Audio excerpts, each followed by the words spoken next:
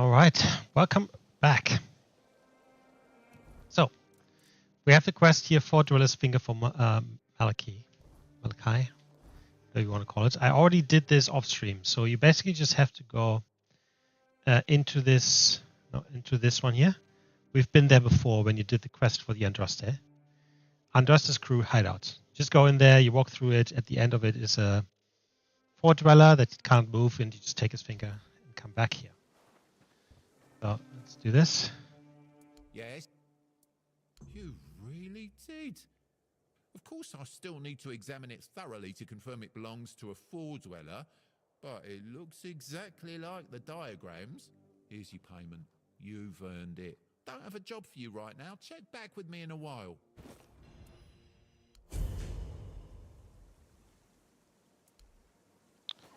Well, let's see.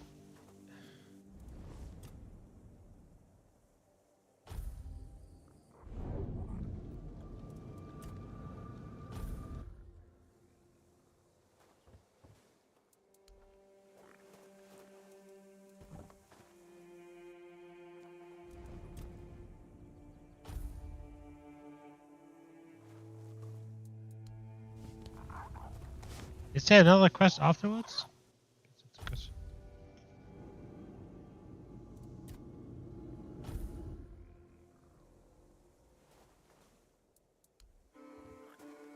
Let's give it 3 days.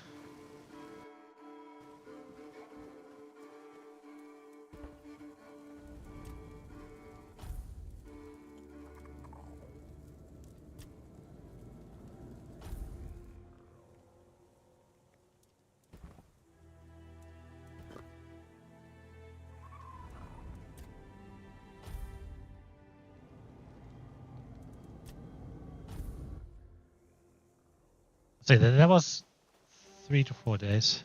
No. Seems that was it. Okay, now. I want to do the Merlin DLC, and for that you have to do some things that I actually haven't done yet, even though I finished the game. So there's some optional stuff that you can do. Combined with the extra things, which is 5 tombs. And I've seen the tombs. I came across them, but you can basically only access these tombs whenever you got the soul fragment for this region. So for this region, once you get the Excalibur, you can then go and do the tomb here. I didn't know that you have to wait for that. So I saw the tomb, couldn't enter it, and didn't go back. And there's several in each region. There's only one here for this one, but there's 2 in each other. If you combine that with 3 hidden locations, though, apparently you can get to a hidden ending. It's called the true ending or hidden ending. And yeah, so we're just going to do that. There's 3 hidden locations, 1 in each area. And I'm pretty sure I've already done this one here. I have. So this is the first hidden area.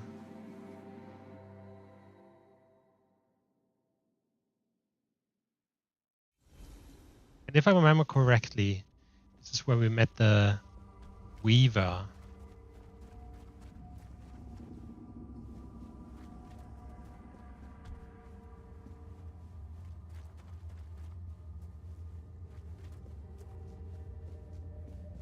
So yeah, I've talked to this guy already. This is hidden location number 1. It was good to... Then he's just gonna pump us out. Cool.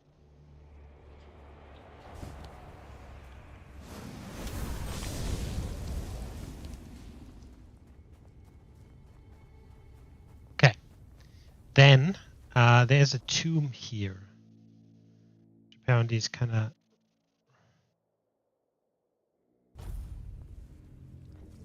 right next to where we started.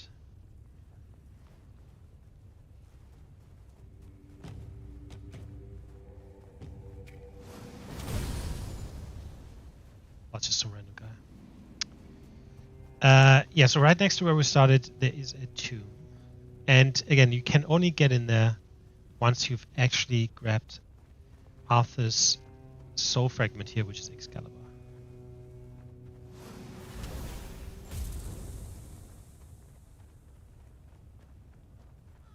You can see the forlorn swords in the background there. That's really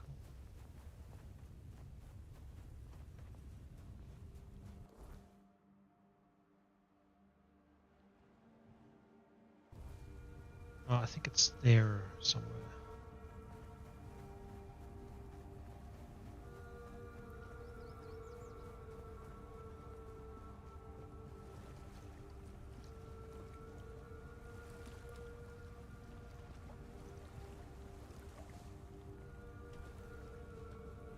Yep, it's right here. All right, so that tells you need the sword to be able to get in here. Right.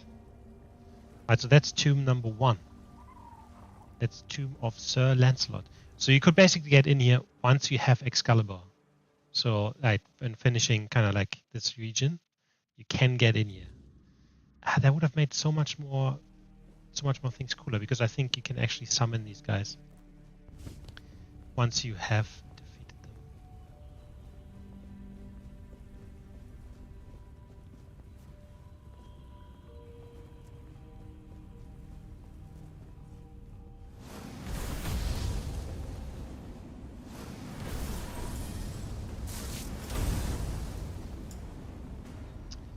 Yeah, there will probably be no match for me.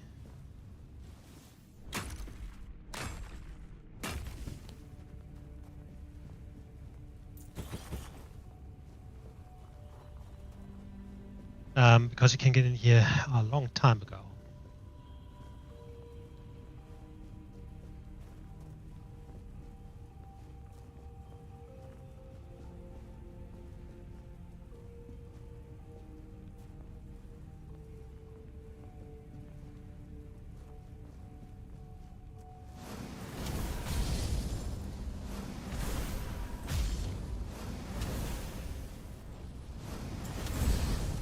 Oh, by the way, I did reload from a save before I went into the last quest.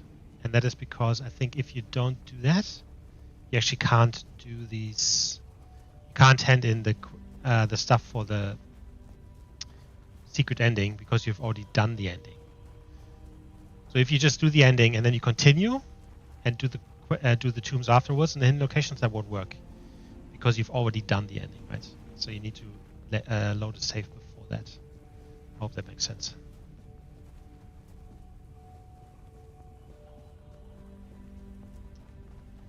Right. Lancelot. Lancelot the Pious.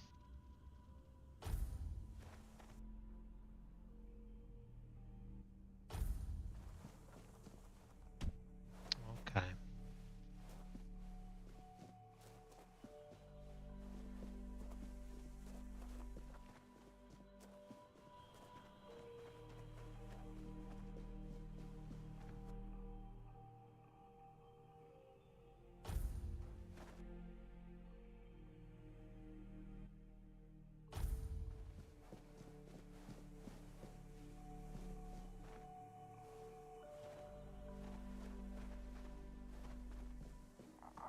My hands were made to serve the king, not rot in idleness.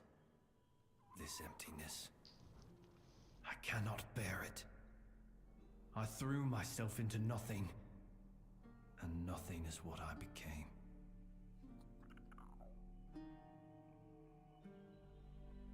Nothing without my king. Nothing without my blade. Sir Lancelot? No. Don't speak that name. It's a traitor's name, hateful and vile. Let it be cursed. Let it be forgotten. What happened to you? I died a traitor's death, trampled and torn apart. Fitting. So very fitting. I thought that would be enough. But I failed him in life. How could one measly death be my absolution? I couldn't. I can't. I clawed my way out of the abyss, but came back empty-handed. Arthur, maybe you should talk to him. Arthur? No. No, please. He cannot see me like this. He mustn't be made to look at me. My blade. My erendite. It remained behind. In the abyss. Deep in the weirdness. I cannot face my king without it. My sword belongs to him, as do I. But without it, I am nothing. I cannot kneel before him and offer him nothing.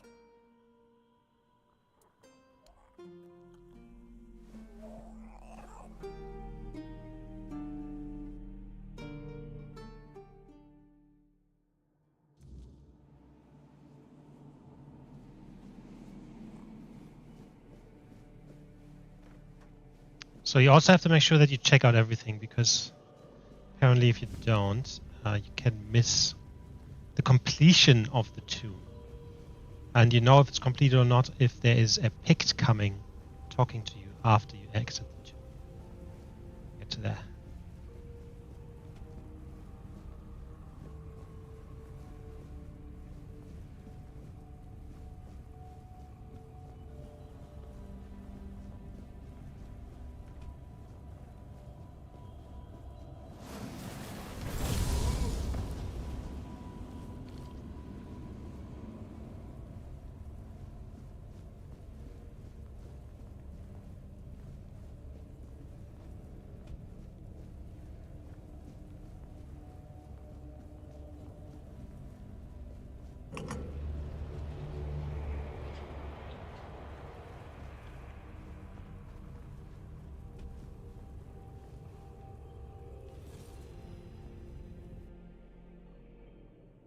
Got a sword. Oh. See how this is now. This was broken before.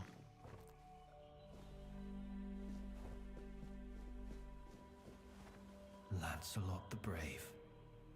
Lancelot the loyal. Lancelot the fool.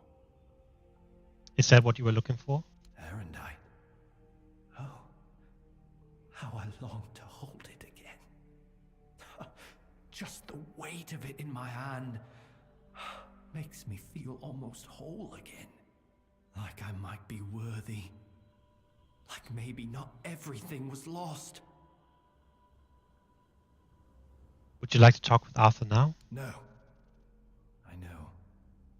I feel that he's with you. But there's nothing I could say to him. I won't beg forgiveness for my betrayal. I don't even know what I fear more. His mercy or his scorn. Please, as his closest confidant, take my blade.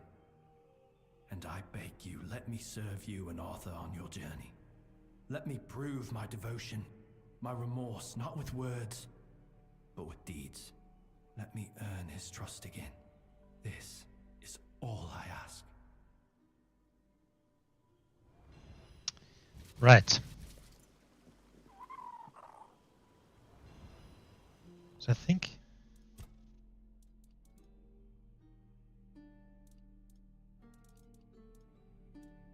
Oh, we have Arthur's stuff as well. Fuck me. Do I have a new...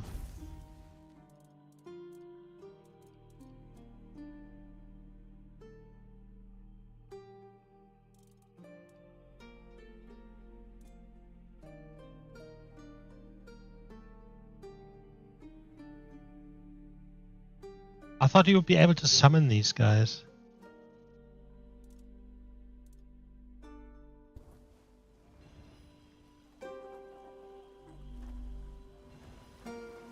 Maybe you have to talk to Arthur first.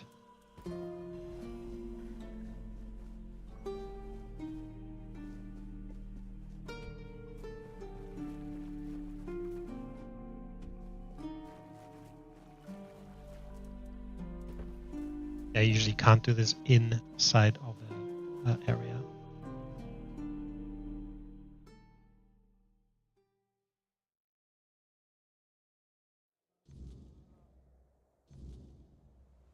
This person. Your Majesty. So if you met her, you know you did it right. Promise again.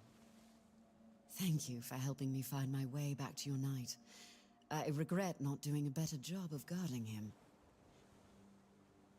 How do you know Arthur's with me? I'm a Pict. I can sense the wordness and the spirits within it. I knew you weren't alone when I saw you emerge. The soul you carry, however weak it may appear, is deeply connected to the wordness, and to Avalon itself. Souls like that are rare. Besides, only the one who wields the power of Excalibur within could open this tomb, and that is rarer still. Who are you? My name is Fianola. I am here on behalf of the Royal Geographers. I was sent to do, well, quite a lot of work, actually. And as useful as it would be, the wordness never blessed me with an extra set of hands. Say, traveler, how would you feel about joining the oldest, most prestigious guild in Avalon? I knew there was another guild. Count me in. Good, because you've already started. You found what was lost and opened a new path. What better way to prove yourself as a true geographer in the making? What do the Royal Geographers have to do with the Knights of the Round Table? Everything. Our most important mission is preservation of Avalon and the pillars it was built on. We were sworn to protect the tombs of the first knights, but they were lost to us. There were rumors that the tombs were sealed, and only King Arthur could open them.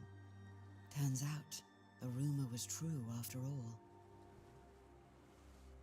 So Lancelot's Shade has joined us. Is that something you wanted as well? What is King Arthur without his faithful knights? Merely half a legend, if not less. They thrive by his side, and he thrives by theirs. And Avalon's foundations only grow stronger because of it. Sir Lancelot carries centuries of grief, and only serving his king once more can ease it. Tell me about the other tombs. I appreciate your eagerness, but let's not get ahead of ourselves. The other tombs are scattered across Avalon, hidden and sealed, waiting for the one who can call the knights back. Let your soul guide you. Find them, and I will find you. About your guild. If it's so prestigious, how come I've never heard of it? We have, by the way. Yet you use our maps, don't you? Our work is vital, but often unseen. For centuries we've roamed this island, charting its every corner and noting the dangers that unsuspecting travelers might face. You should be more appreciative, you know. After so many centuries, is there anything left to explore in Avalon? Avalon's nature is ever-shifting, ever-changing. The wordness transforms not only living beings, but the land itself. Some places become unreachable, while others that appear are new to us. And there are those that have been forgotten, waiting to be rediscovered and brought into the light. The guild accepted a Pict among its ranks? Why wouldn't they? My kin are familiar with the wordness in a way others can't be. With the fog thickening, we can reach places that have become inaccessible to most. Another night still waits in the mist.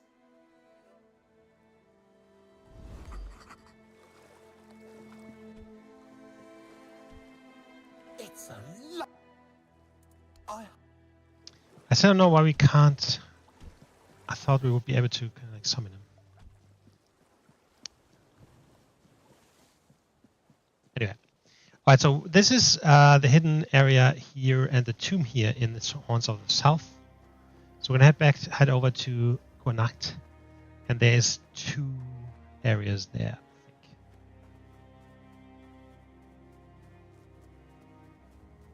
I think. There's a guide by Mortismo Gaming. Very good guy. You should follow him on YouTube in case you wanted to check this out for yourself.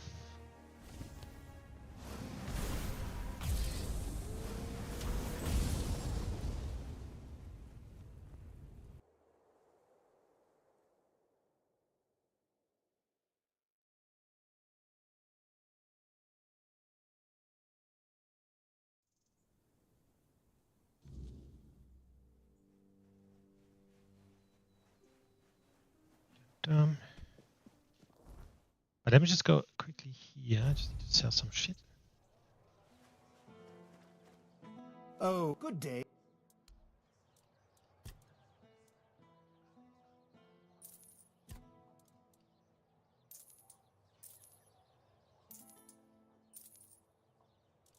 Keep that Aeronite.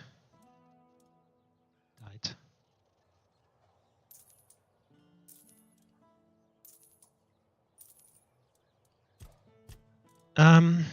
Skew rope.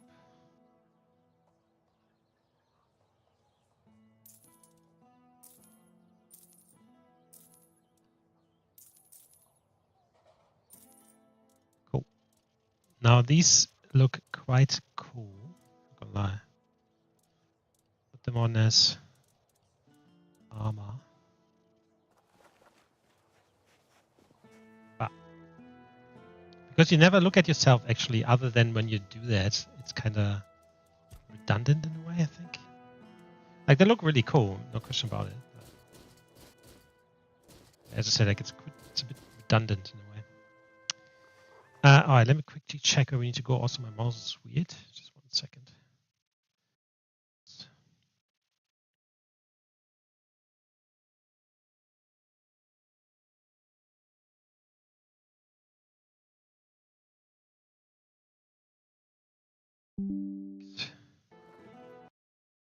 Okay. All right, hidden location number 2. Right, I know where that is. Yep. And then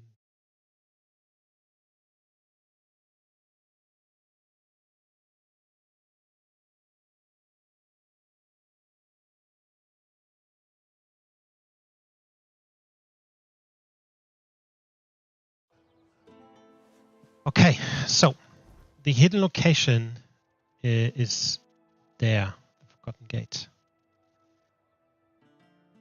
Oh my god, what's the quickest right there?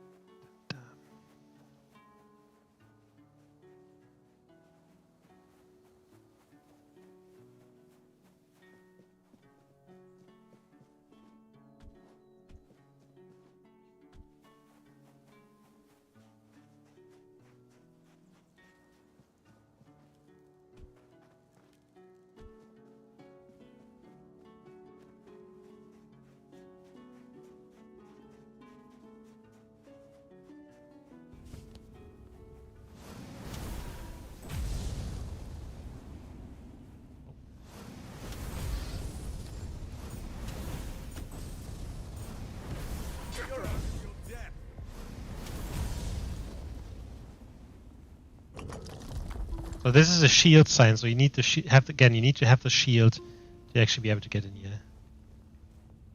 Raining grounds. Okay. That means.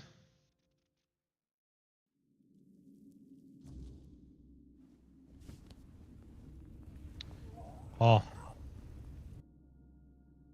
Let me just quickly do the memory for for Lancelot.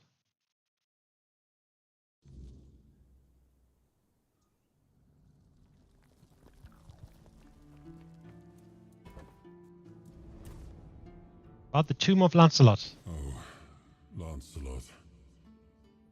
It was painful to watch what became of him. How was Lancelot before? Confident, steadfast, eloquent. Nothing like the tormented soul you've seen. He was admired by the people and by his fellow knights. He had quite the following, though he never seemed to care for it. Only later did I realize how wrong I had been. He was also much sought after. Left a trail of broken hearts wherever he went. But there was only one he ever held in his heart. And that was Avalon. Did he really betray you? I always believed Lancelot to be honest to a fault. He never hesitated to speak his mind. and I valued that in him as much as his loyalty. I trusted him completely, and I thought his faith in me, in my vision for Avalon, was just as strong. But it wasn't. I don't know when or how that trust was lost, and to this day, it still pains me. But know this, even in betrayal, Lancelot never sought to serve himself. He was a good man. Yet even the best of men can falter and lose their way. Will you forgive him? I forgave him long ago. What saddens me is that he still cannot forgive himself. But I understand why. The rebellion he led hurt not only me, it wounded all of Avalon. And Lancelot always hated senseless bloodshed. To be the cause of so much suffering, perhaps fighting by our side will finally bring him peace.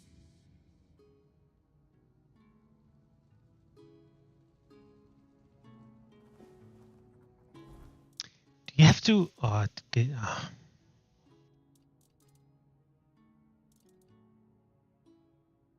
I was wondering, like, if you do you maybe have to wear the armor for them to appear? I didn't look at the armor. Should have done that, shouldn't I? No.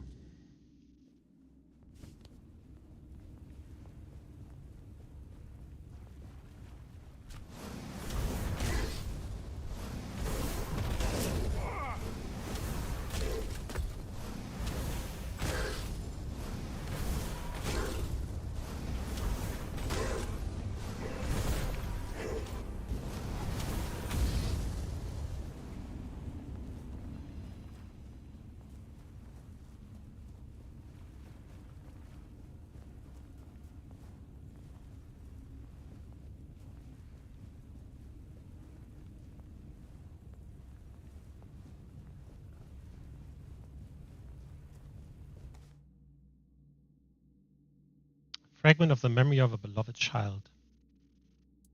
Gather memory shard.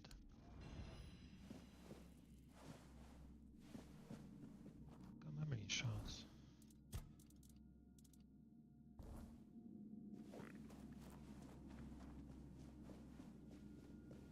These are the same stones as the teleportation stones, by the way.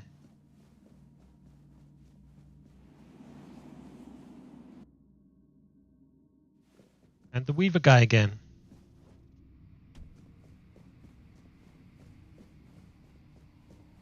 We meet again, Lost Prince. I was mistaken about our previous encounter.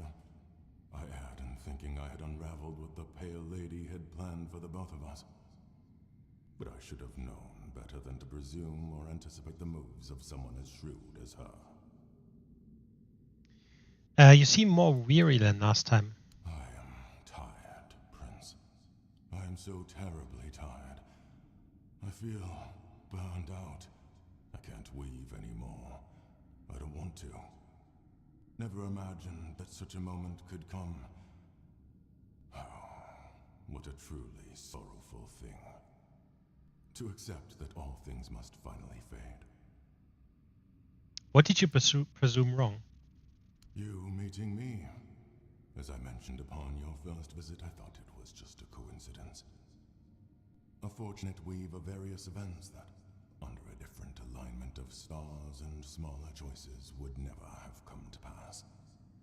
However, it turns out that I was meant to fulfill a specific role, and it was not to weave new life as I once believed. So what was your role? To weave bridges between you and her despair. Bridges that would allow you to gather the memory shards. She used me. Yet I cannot even bring myself to be angry with her. I see now that she seeks to restore the bonds that once were, before her world shattered and fell into ruin. Can you tell me more about the despair of the Pale Lady? The pain of a mother who has lost her child, it is difficult to comprehend, especially for us. For centuries, we never had to face loss, And then only by gazing upon you humans, we had to deal with the idea of death. To live in a world in which everything has to die. Such a horrible and terrifying thing. You say you're not angry despite the fact that she used you. Her desire was to bring her son back. I understand that, but can't really empathize with it. Understanding others has always been the strength of humankind. And anger? I'm not sure. For now, I just want peace. I don't want the weirdness. I don't want to weave. I don't want to feel. Why does she want me to gather those shards? She hopes that by restoring her son's memory, she will finally bring him back. The Pale Lady wants to put you on a proper path. Yet she does not realize how daunting and impossible this challenge truly is. But those driven by despair rarely measure their actions with reason. What do you mean by the to weave bridges? Places like this one, or the one where we met before, were chosen by the Pale Lady for a reason. On their own, they're nothing more than aberrations twisted by the weirdness. To bridge your reality and ours, someone had to weave the passages. That someone was me. In both instances, I believed all my efforts were aimed at weaving a new Four-Dweller, for the first time in centuries. But the truth was far from that. How is this place different from the one where we last met? The Archspire was a bridge to the place where her son was born. In that cave, I wove the prints from the threads of the weirdness granted to me by the Pale Lady. They were resonating with great desire. It seems the place we stand in now was marked as the place where I had to create the next passage. Weren't able to weave a new Four-Dweller for centuries? Why? Since we lost the war against your kind, we retreated to Tuathan, severing ourselves from the rest of Avalon. All the while, the weirdness has continued to change. It has grown wilder, more untamed, and far harder to control, even for us.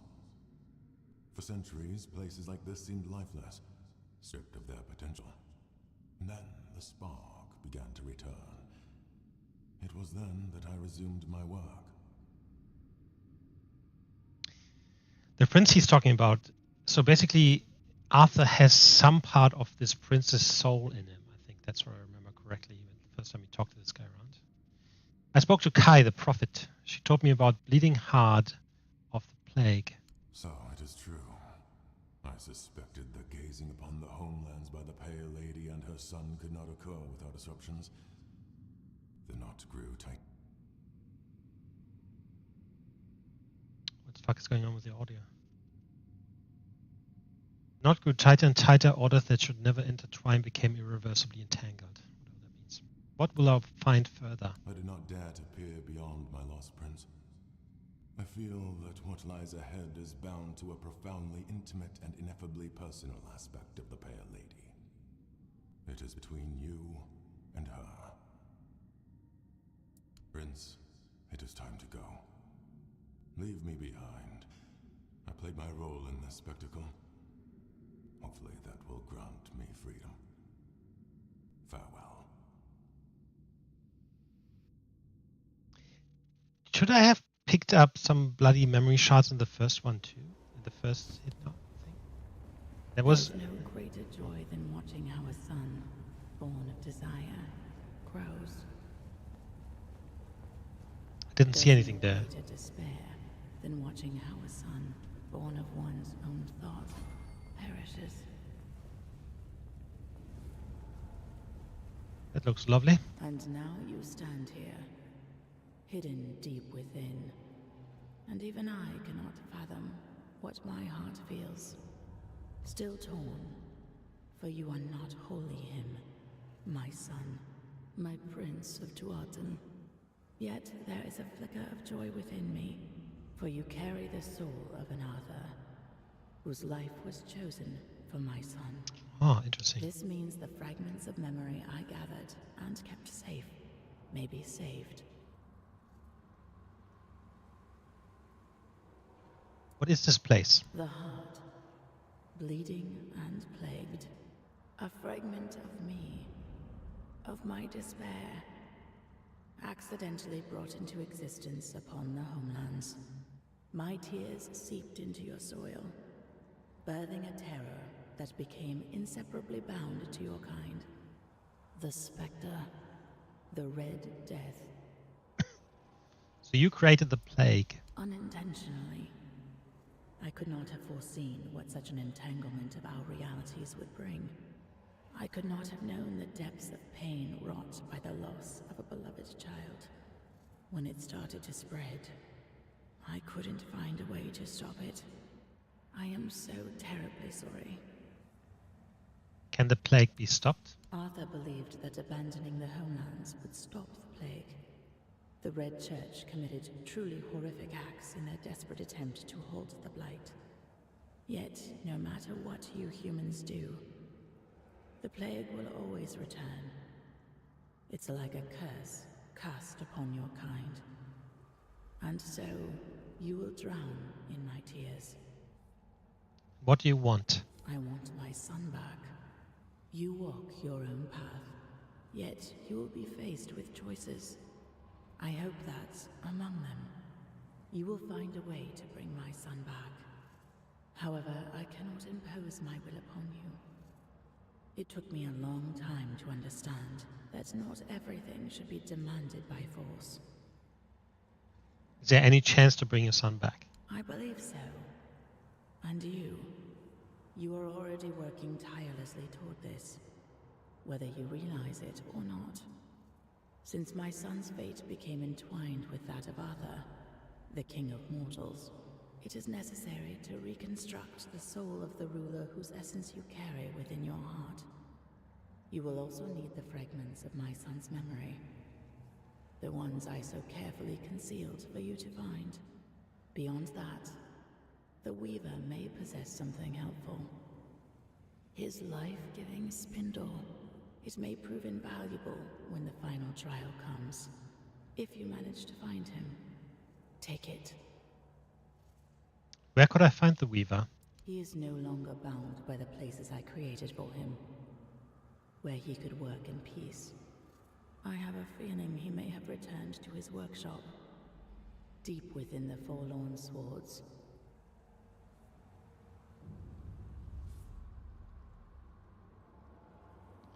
The Weaver, why did you use him? One aspect of the potential of the weirdness is that it can serve as a tool.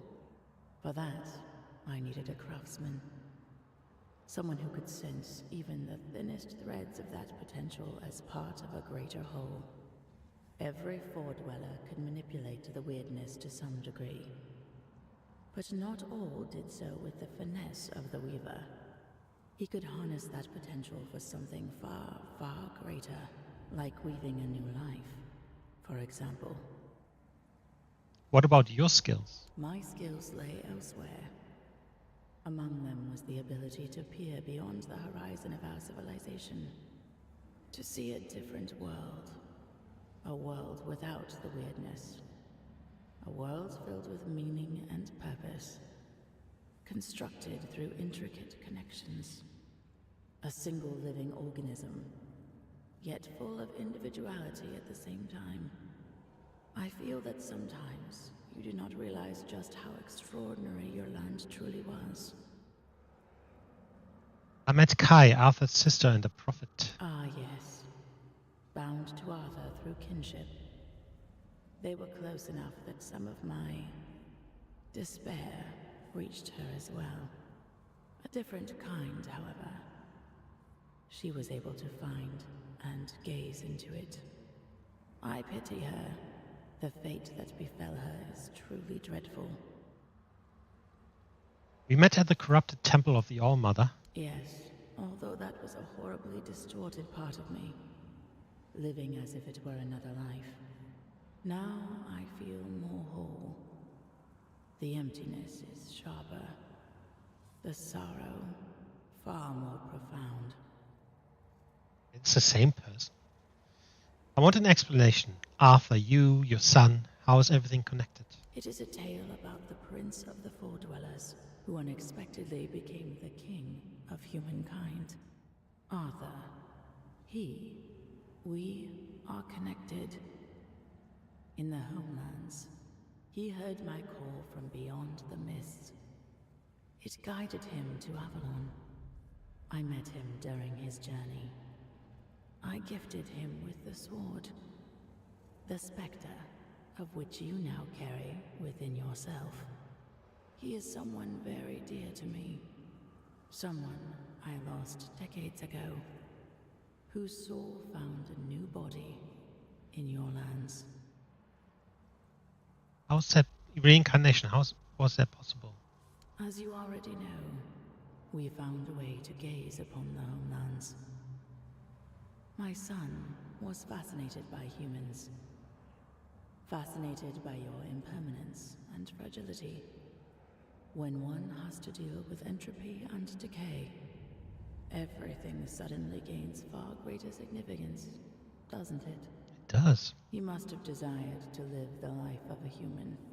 Perhaps it is one of the most powerful manifestations ever achieved by a Four-Dweller. Weaver mentioned that Arthur's origins are far more complicated. Oh, the Weaver. I remember the spark of joy that lit up his pale face when he saw what emerged from the threads of weirdness I gifted him. A living being, brimming with such boundless potential. So vibrant with life. He always had a fondness for my child. He called him the Prince. Why did you want a child? In the homelands, I saw a powerful thing that we Four-Dwellers lacked. It was love, one of many emotions I had to learn. We lived in a world where everything was potent and possible. It made us live a life where we were drowning in decadence. I longed for something more. Our emotional structure was much less complicated than yours. You were quite an inspiration. You brought humans to Avalon. That started a war. Yes, I am fully aware that my will to bring Arthur to the shores of Avalon brought war and ruin upon my own kin.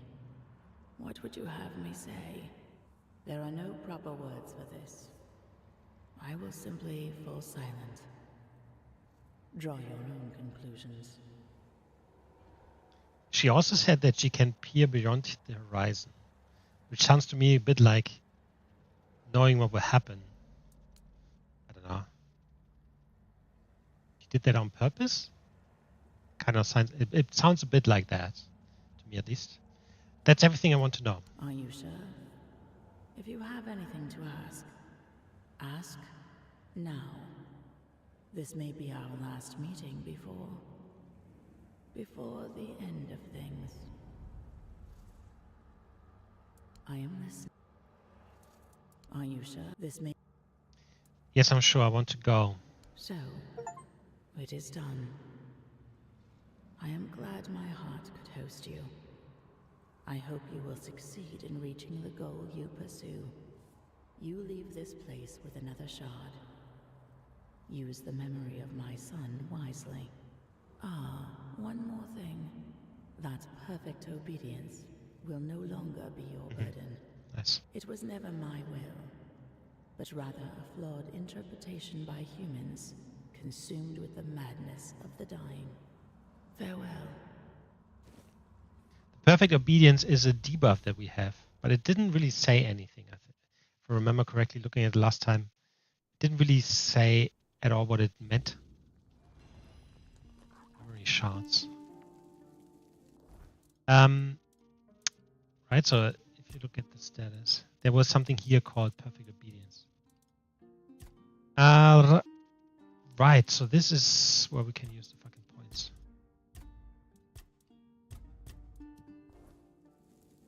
Are those the memory shards that she mentioned?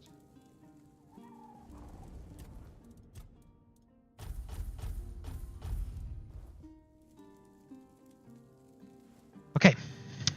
Very cool. Very interesting. So the red death, and that was the achievement I got as well, is basically from her It's kind of like a side product, which is of course insane. Because she lost her son, that was woven into existence. Oh, it's all very complicated. Rather, and then given to Arthur some part of his soul as well. And she kind of like got Arthur to come here in the first place. All right, all very complicated. Okay, now there's 2 more tombs in this area.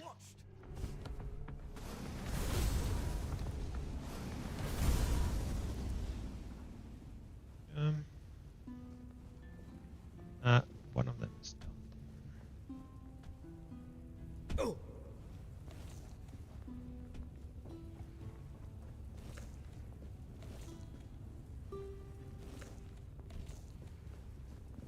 Oh, I need to fucking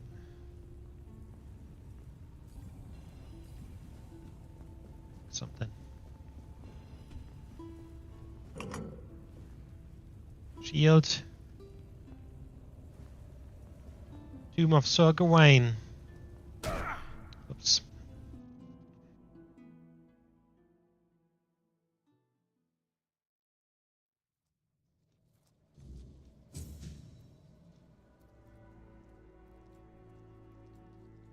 His heart was greener than mine.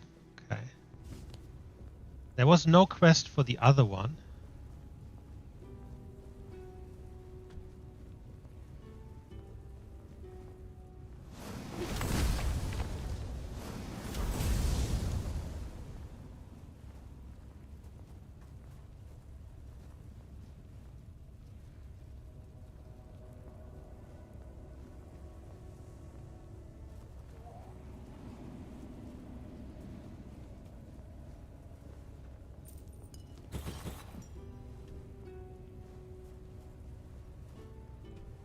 Same time, I can probably start using potions. I haven't used potions at all.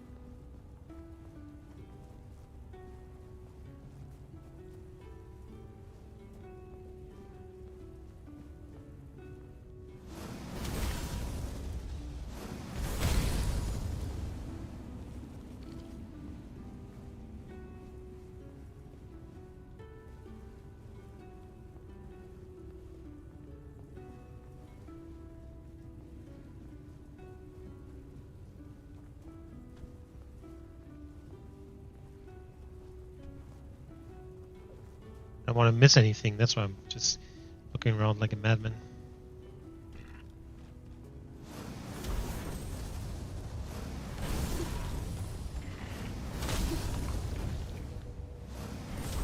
Okay.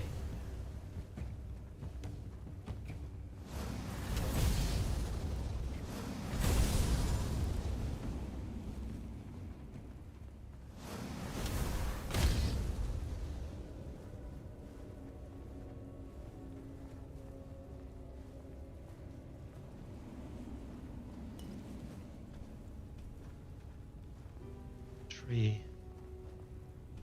Some lighting around it.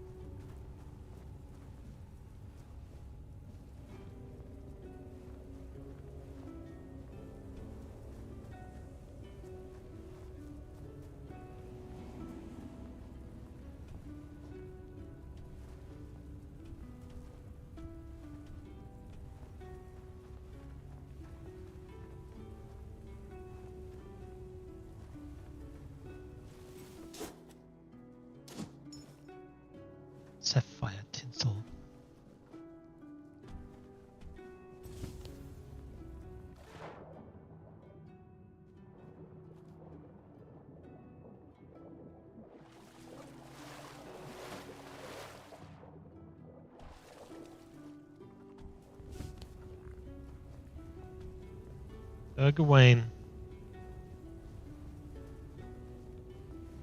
He called the Green Knight? There was definitely one knight that was called the Green Knight, so it must have been one,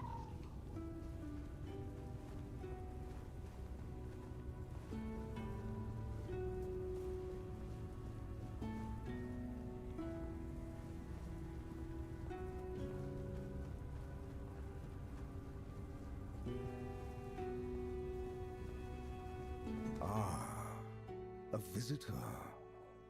It has been a while since we've had one, hasn't it, my dear Gawain? Will I need to carry the bones of my only companion to his resting place today? Or could it be that this is the day when our souls are finally laid to rest? Who are you? I am Sir Bertilac, Wanderer. I keep watch over the cursed, restless sleep of dearest Sir Gawain. He is dear to me now, but long, long ago, I thought little of him. An honorless, arrogant whelp he seemed to me. But when I struck him down, and saw him look up at me in quiet wonder as he drew his last breath, I understood then that we were the same. Both tools in the hands of those with power, afterthoughts in the games they played. You said Sir Gawain was cursed? With cunning, with expedience. He was given a choice: die with honor, or live without it. But is a choice truly a choice if its only purpose is deception? Gawain chose life, yet I struck him down. And in the end, he got neither life nor death. Only suffering. And me, the only one left to remember. Those with power, what do you mean? The endless, hateful dance of a pair of siblings so alike, they were a mirror of each other. The Lady Morgaine had me believe I was meant to cut short the reckless, unruly ways of her brother's knights, to prove he let them act without honor. She said she only wished to be heard. But as I sat here, forgotten, I came to understand. She wanted Arthur to hurt, as she had been made to hurt. I don't know what you're talking about. Apologies, Wanderer. For a very long time, the good Sir Gawain has been my only company in this place. As much as he was once known for his sharp wit, time and decay have taken his voice from him. I've grown used to our conversations being one-sided. I hope you'll forgive me if I slip into old habits. How can your souls be put to rest? Challenge me, Wanderer. End my lonely vigil. And after I fall, take up my axe. Give my dear Gawain one last duel, and one final death. If you are the one the Lady Morgaine truly meant to punish, then at last we may find our rest. Now, will you fight? Yes, I challenge you, Sir Bertilac. So be it. May the one who falls find peace.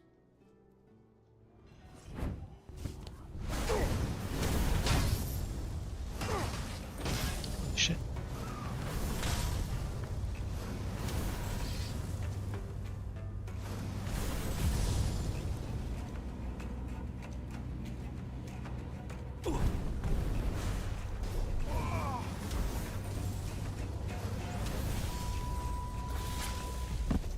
Not good.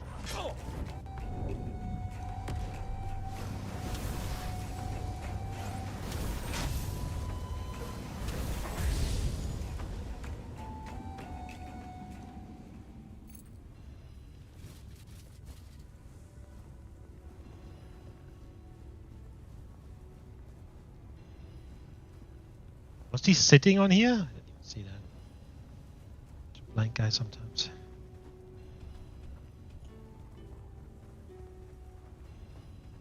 So we got a key for this chest. Summon Sir Gawain, summon Sir Bertilak.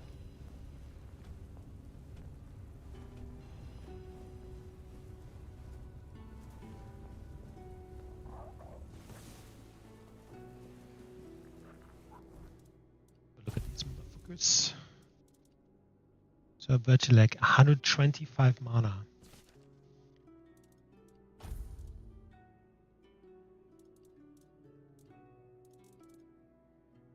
Also 125.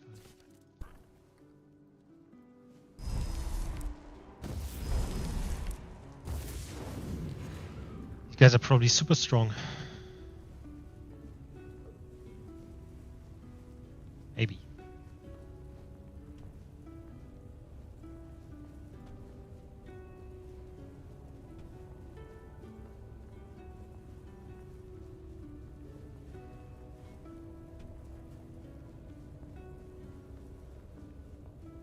So if the pick is outside, then we've done everything right. If not, then we'll have to go back in and check around to see if we missed anything.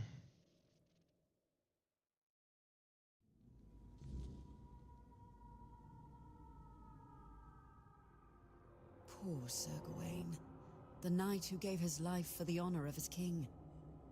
He didn't deserve to be forgotten. At least now, he has a purpose once more. When will I meet the other members of the Royal Geographers? I've been dreading that question. I won't lie. You've already met them all, I'm afraid. Oh. I'm the last remaining member of the guild, and have been for the past 100 years. Well, until now. You can see why I was so excited for you to join. You're over 100 years old. A long life is a gift the wordness grants to many, but to me, it's been even more generous than most. Maybe I'll live only as long as I'm needed, or maybe longer. Whatever the wordness wills, I'll accept it, like I always have. You speak of the weirdness like it's a sentient being. It's a bit more complicated than that. The wordness is our fears, our desires, and the mark we leave on this world. It can be whatever we wish it to be, and we can become whatever it chooses to make of us. We are part of the wordness, and it is part of us. It shapes us, yes, but we can shape it in return. Not as well as the Foredwellers once could, but perhaps all we need is time. So the guild doesn't exist anymore. Not really, but you speak of it as if it does. I was brought into the guild by Eleanor Dunn, a royal geographer who found the one dearest to her soul among my tribe. She lived among us for many years, but when her beloved became one with the wordness, Eleanor was allowed to prepare her body for the last rites, yet never truly as one of us.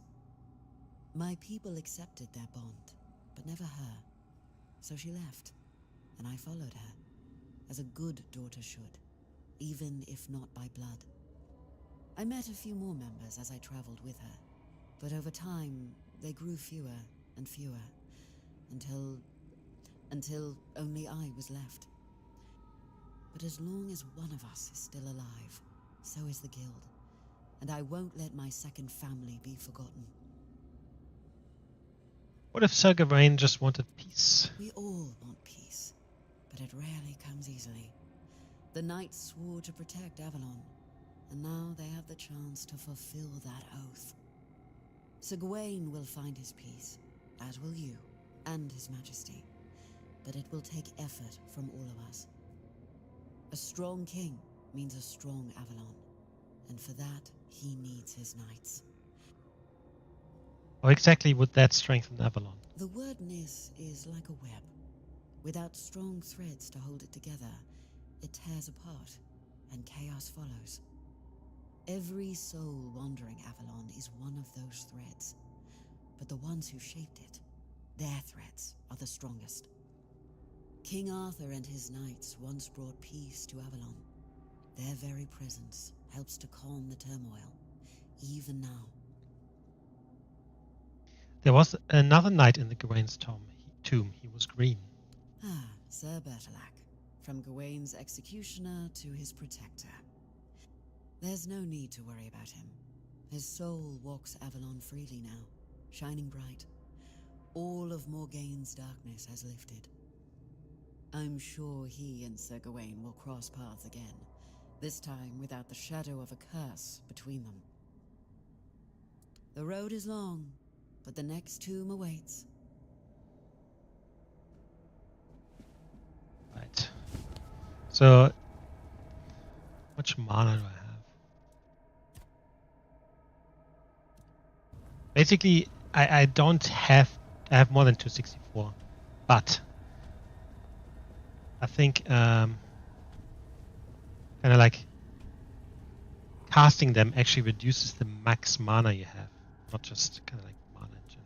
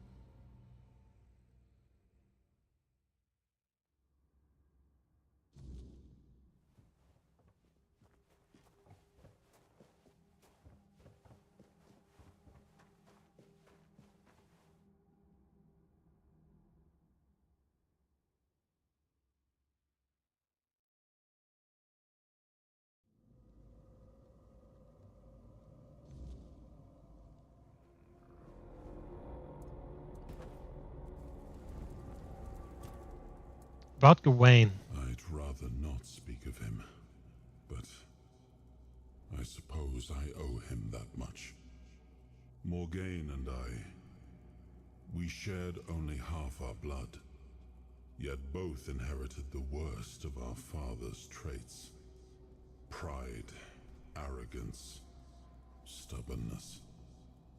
I was angry at her for humiliating me yet again, and angry at Gawain for falling so easily into her trap. He was never the perfect knight, nor did he try to be.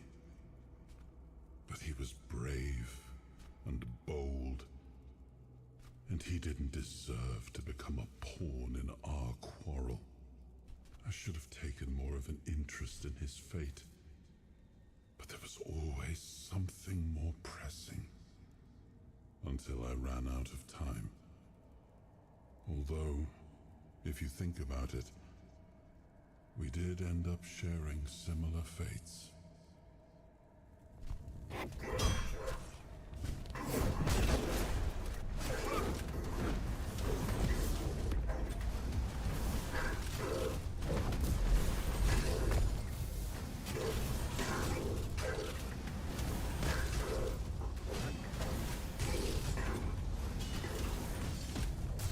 They definitely don't take a lot of damage, which either means they're pretty sturdy or they have a shitload of health.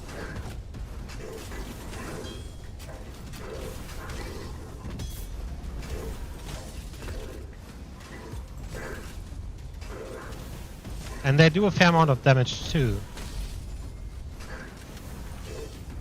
Okay, so if I don't do anything, you can see how it slowly goes down.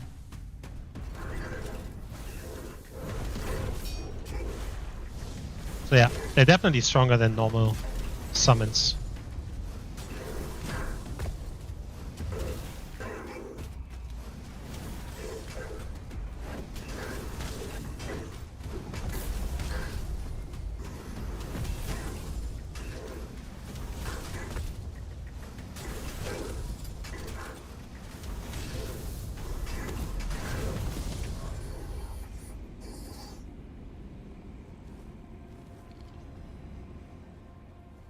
Alright, let's rest. Actually.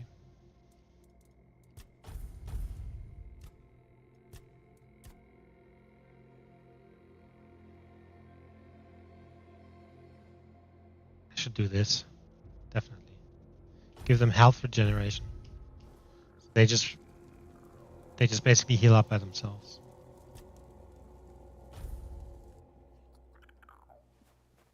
Which would be very good for them. Where the fuck am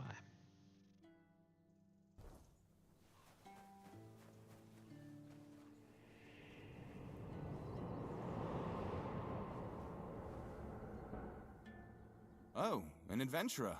Great. Just the kind of person I need. I'm not gonna lie, I have never been here. I thought it was everywhere, but apparently not. You don't know what it's like to live here. And Camelot? And I won't rot in it.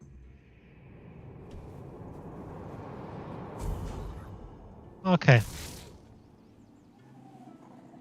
Just kill him. Well, that was that.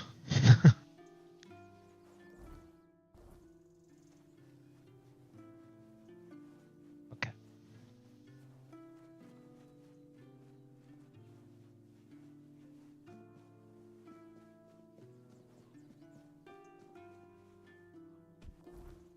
Right, the other Tomb of Sir Dragonet. There you go. That's it.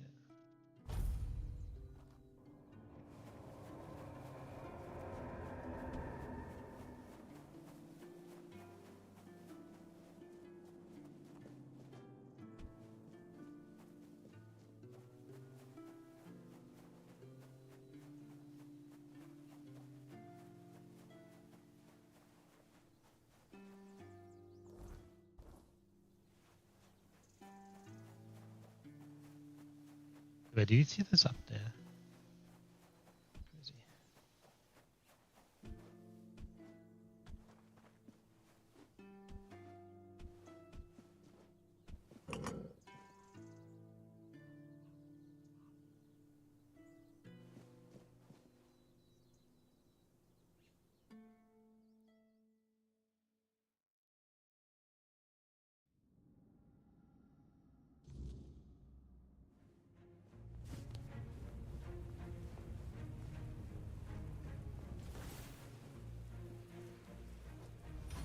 These tombs are really, really cool.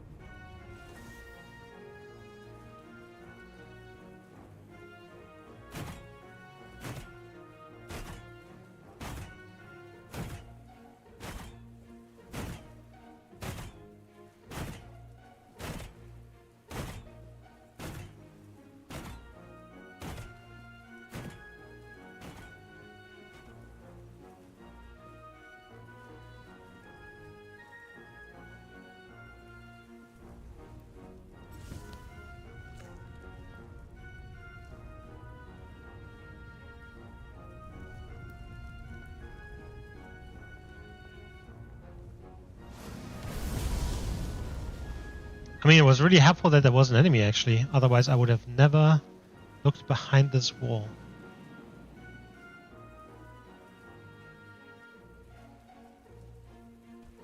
What the fuck is going on with this music?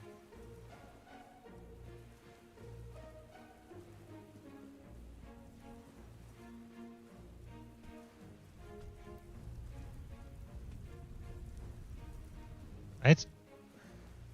I mean, it is kind of...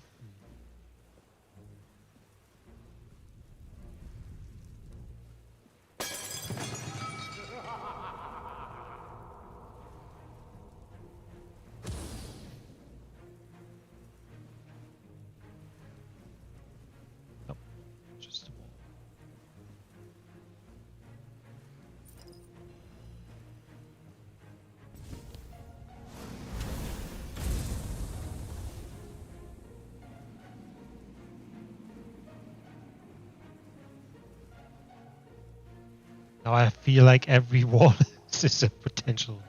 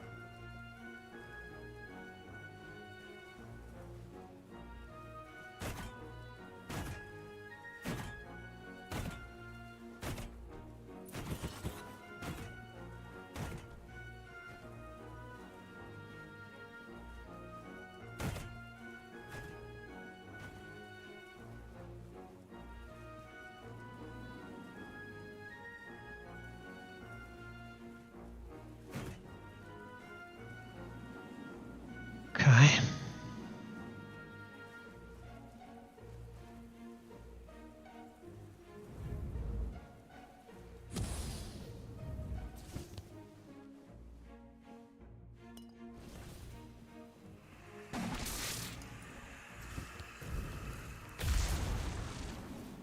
like the idea of the paintings. It's pretty cool.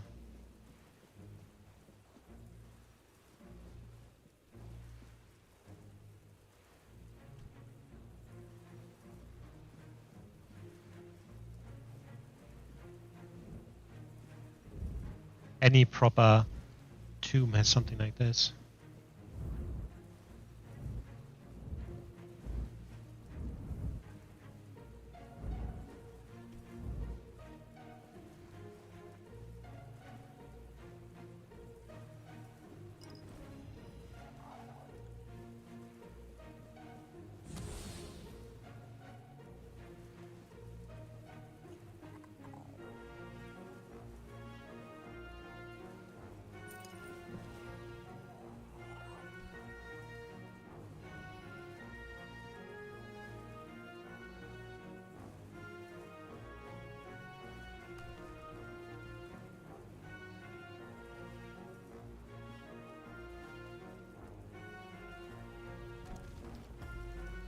Saving disabled in combat. I'm not in combat.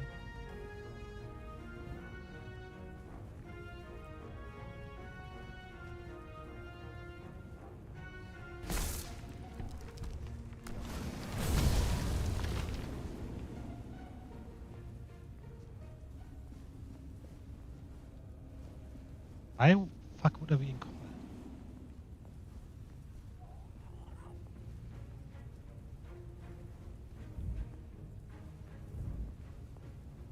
Jump down here.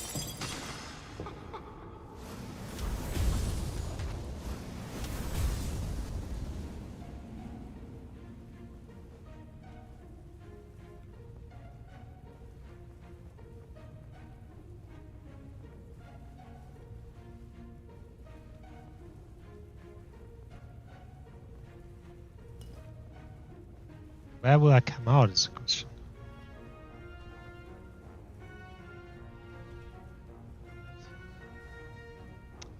That's crazy.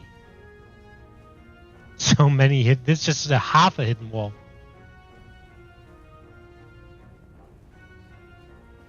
I'm not even sure I got everything right. There could be more that I missed.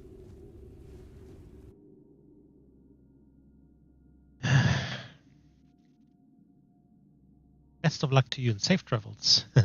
I, Dagonaut, hereby declare that I've fulfilled my oath and wander off in an undisclosed direction, so you can't rouse me from eternal sleep.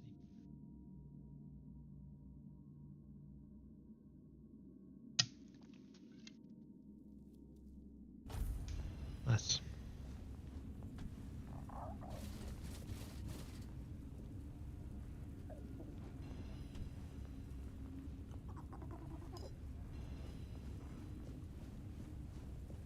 Jester.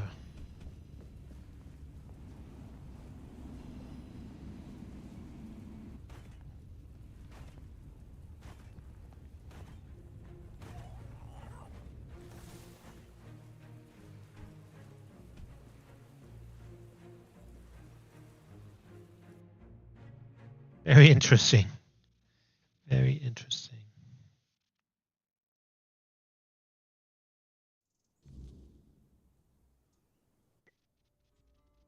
Oh, you don't look too pleased. Did the trickster play us for fools? Talk about the first nights like you knew them. No, no.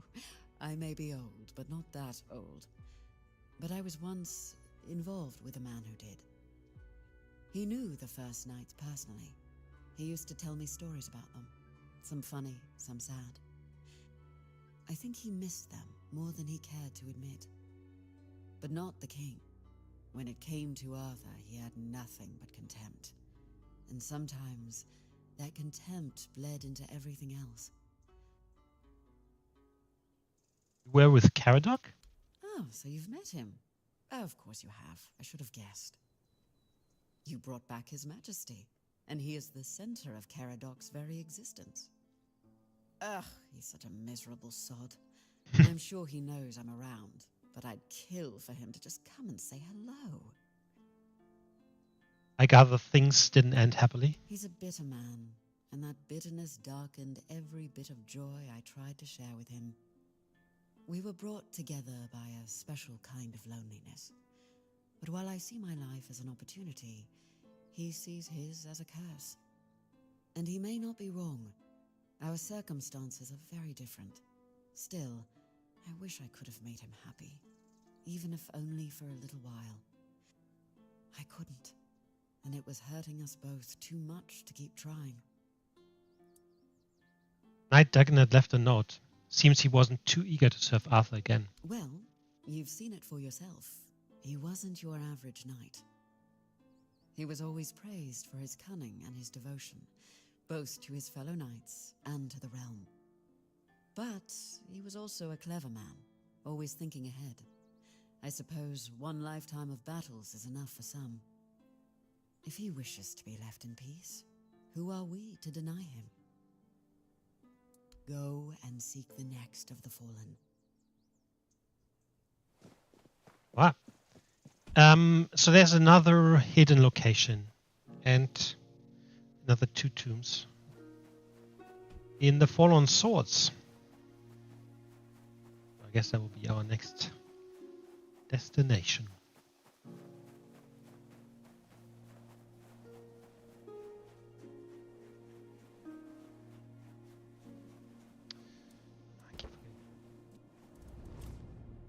Who was Dagonet in your time? A truly fascinating man. He started out as a court jester, but it quickly became clear he was quite skilled with a blade as well. At first, I suspected he might be a spy for an enemy kingdom, but after he saved my life one day, my perspective changed. Of course, he still could have been a spy, but I decided to keep him close and watch him carefully, just in case. In time, though, he proved to be a loyal companion. He earned my trust, and without hesitation, I knighted him. What do you think of his message? Well, it didn't surprise me much. That was Dagonet through and through. He always spoke his mind, caring little for what others might think. Even when it was my judgment he questioned. Only he and Palamedes ever dared to speak their minds openly in my presence, without fear of giving offense.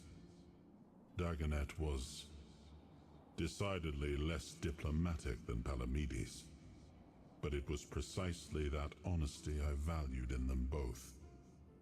Besides, from the start, he had a rare gift for foreseeing how things would unfold. I dare say, he even managed to make me laugh one last time. Well, I thought Lancelot also was valued for his honesty.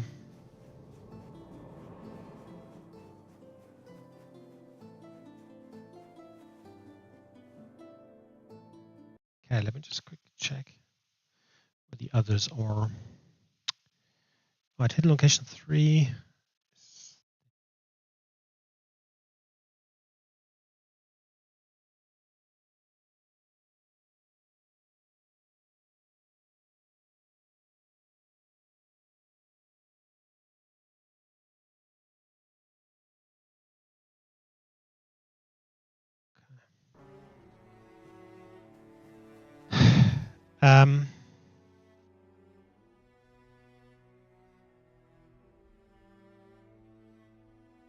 Only there's one here. But that's the hidden location 3.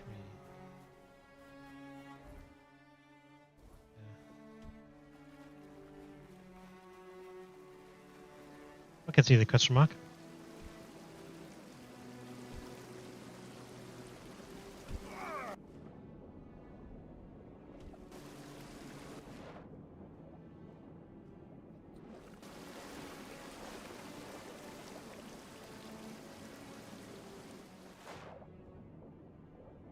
Behind the fucking waterfall, of course. Vivus Sanctum.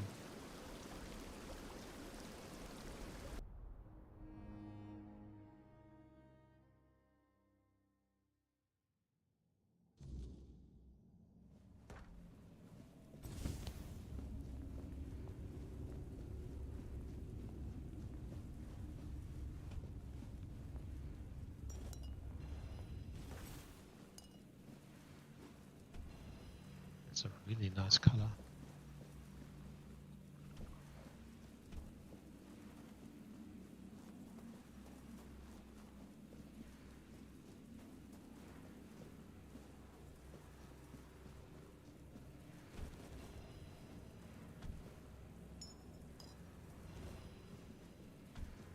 Money.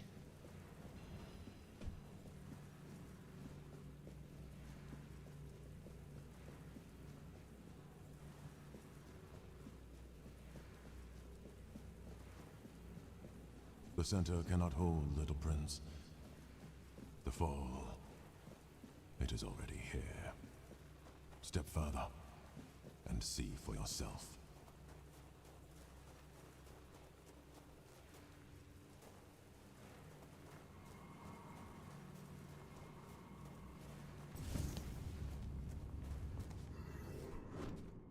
And so you have arrived. I look at you and I feel what you humans call resentment and bitterness. What happened? Lies and lost purpose. That is what happened. The Pale Lady managed to create places full of accumulated weirdness. I thought that those were gifts from her. For all those centuries we spent together. A vote of thanks for creating you. But no. After our second meeting, I grasped from the very beginning I was used. All my attempts to weave a new Foredweller. How utterly meaningless it all was. Where are we? A place that was once my workshop. I spent decades here unraveling the secrets of threads of the weirdness. Eventually, I learned enough about the structure of pure potential to weave life itself. Before that, my kin emerged from the depths of Tuathan, born out of the chaos. We couldn't control that. You, my prince, were my greatest pride. The most beautiful creation I ever wove. Do you bear a grudge towards me? Yes, it consumes me entirely. I feel like I want you to die. I regret creating you. I regret that you lived and still live. I regret that your death, Prince, was not final. Regret. Regret. Regret. So much regret.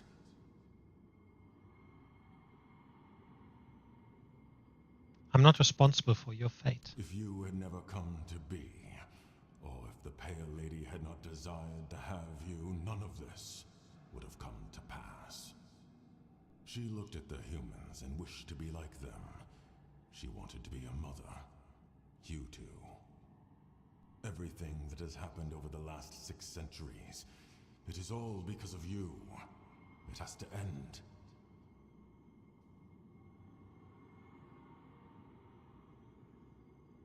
You had the tools to change something, and yet you did nothing. Me? I never wished to be part of something so vast. All I ever wanted was to weave, to gaze into the weirdness and try to understand it. I dedicated my entire existence to that pursuit. But one day, the Pale Lady came to me and asked for you. She set into motion a cycle of events that ended in tragedy. My kind were exiled to Tuathan. Your kind were bound to the myth of one man, the once and future King Arthur. This ends here and now.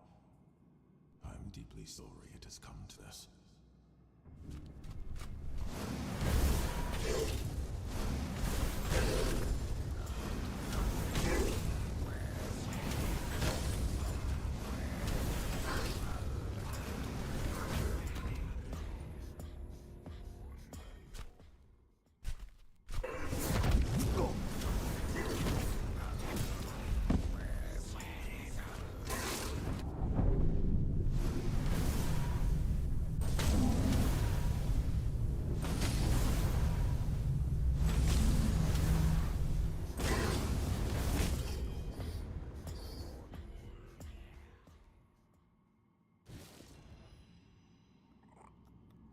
Or Dweller Life Spindle was a purple item.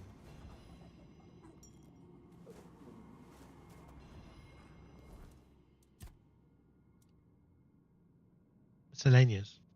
That means I can fucking sell this.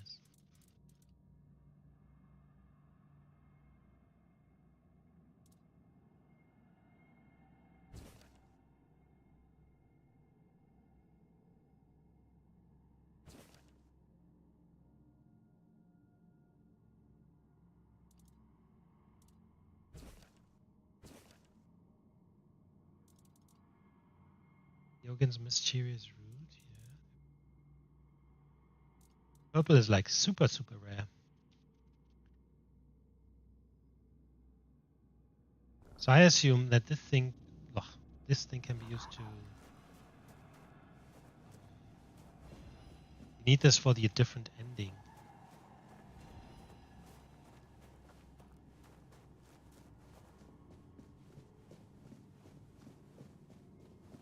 You have to walk all the way back.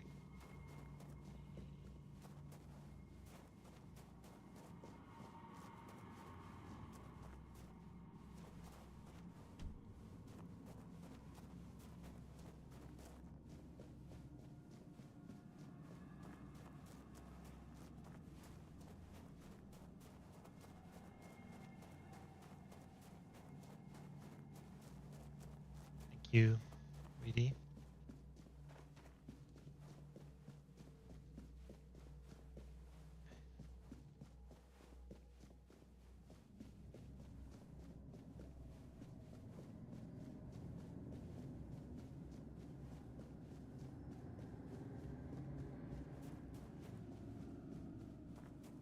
Okay, so I think that means we can do the other ending if we wanted to. We're still going to check out the two other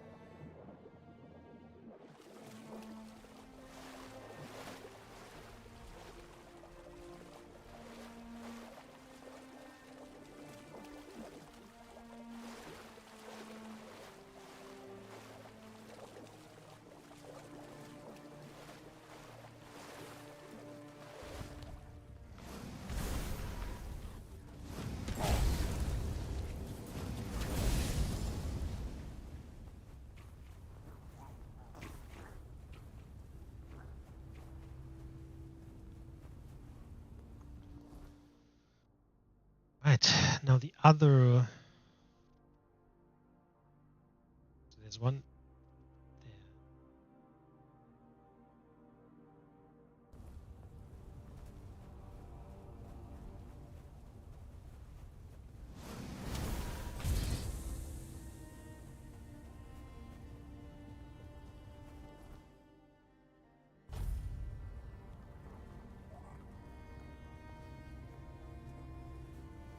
Okay, so there's one here, easy peasy.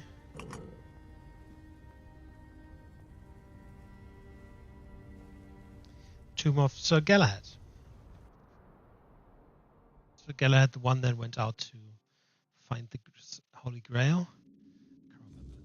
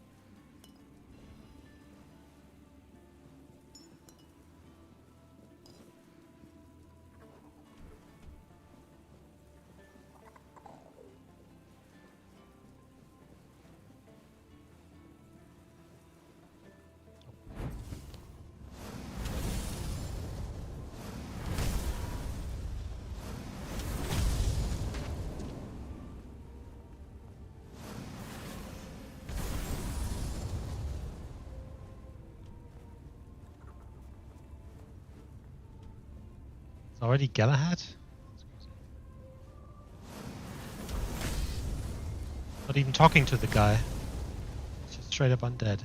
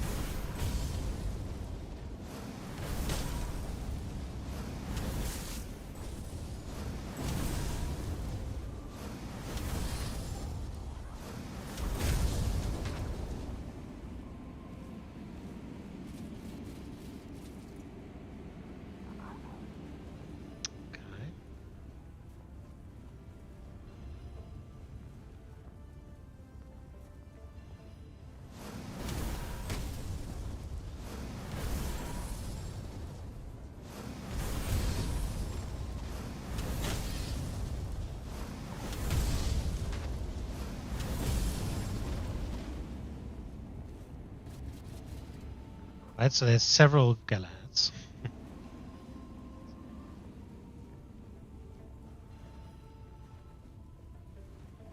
But the actual one, I guess that's the question, isn't it?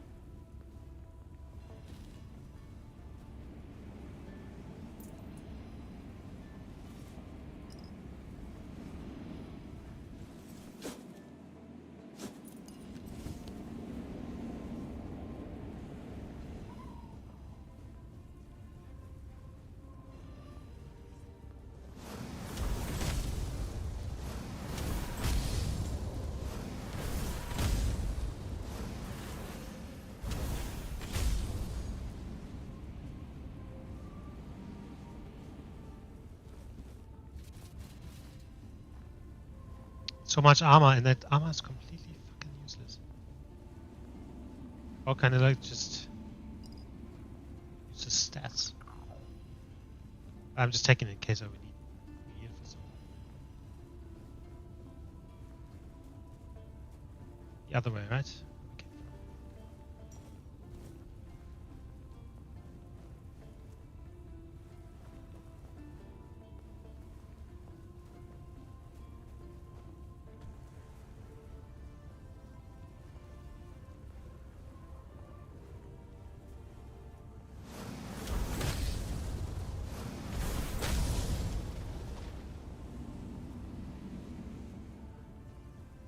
Oh, this usually marks the beginning of like a kind of like instance. You here?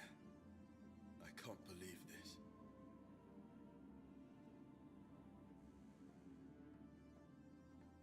After everything I did for you, you won't even let me rest in peace. I don't think we've met before. I'm not talking to you, you mongrel. Oh, calm the fuck I'm down. speaking to the one hiding inside you, like a coward. Let me speak to him, young one. Galahad, my friend, we come to you in our hour of need. It wasn't enough to tamper with immortality on your own. You had to drag us into it too. Do you know, it was only after I died that I understood what you'd done. Becoming a Four-Dweller, Arthur. Really? I've always valued your counsel, Galahad. But we were losing the war, and you were no longer at my side. I had no choice but to try becoming as powerful as they were. Nonsense.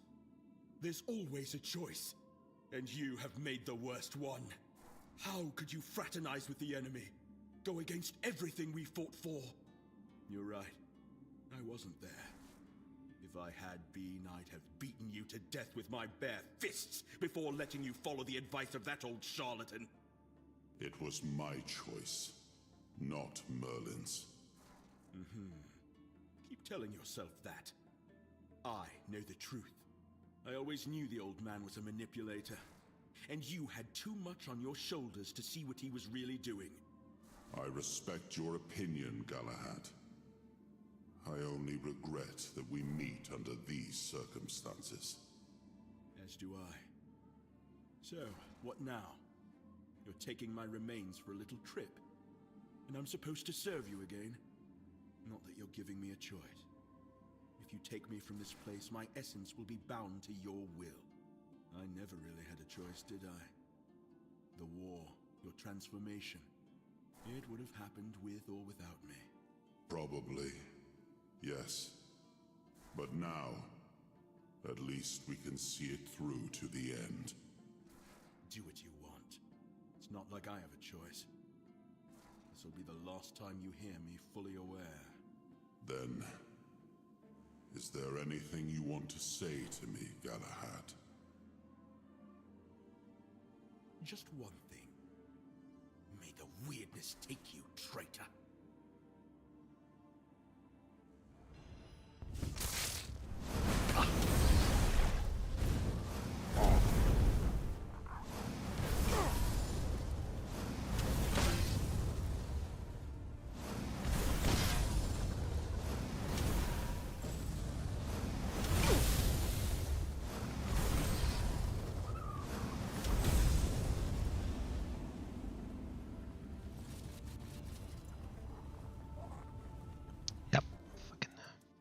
Too heavy.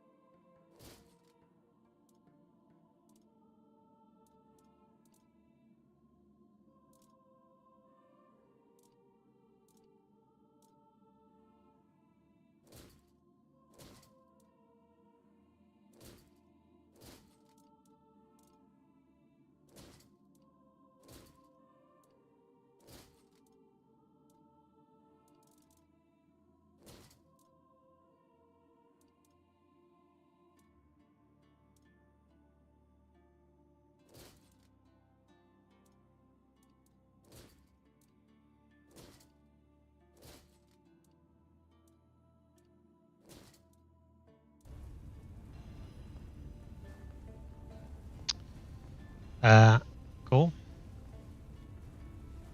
These weird fucking things.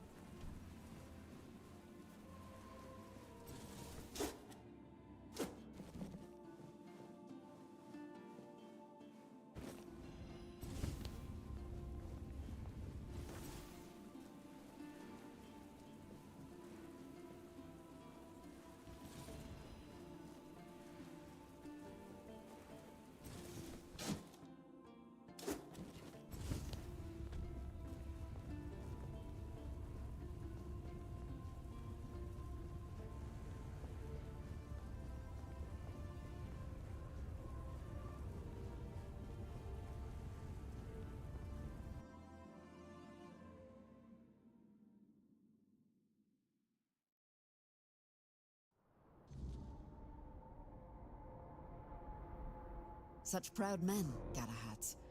I wonder what it is about that name that makes it heavier to bear than most. They're always more driven, but more volatile too. I've heard some things about Sir Galahad the Pure. Yeah, he's horrible. Things I'd rather never hear again. Exactly. First Galahad was somewhat even angrier than the one I met before, but he didn't seem so bad. You've met Sir Galahad the Pure? Killed him. It fascinates me how he both is and isn't the ideal successor to the first Galahad. They share the same drive, the same sharp edge of cruelty, but for the first Galahad, that cruelty was a means to an end, not the end itself. Or so I've heard. Between the first Galahad and the last, it feels like nothing ever really changes on Avalon. On the contrary, everything is always changing. Sometimes it's hard to keep up. Though, maybe that's just me finally getting properly old. But you're right about one thing. Violence, and those who thrive on it, never seem to change. The worst kind of constant in a sea of chaos. Keep going. Well, for one more tomb. However, I'm just going to head back to kind of like a village. Staff.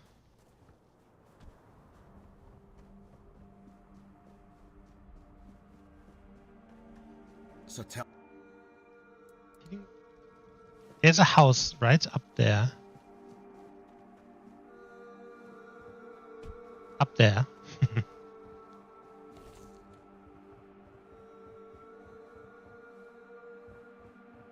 Yep. Not sure how we get in there.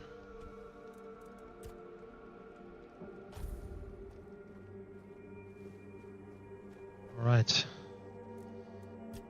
Alright, Sir Gawain.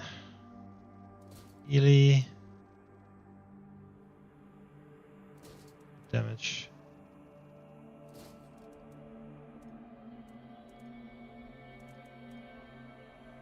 Oh, did I drop the trousers for Sir Gawain? That would be shitty. Then the Jester. Range damage. Taking damage increase range critical chance. Well, power 100%.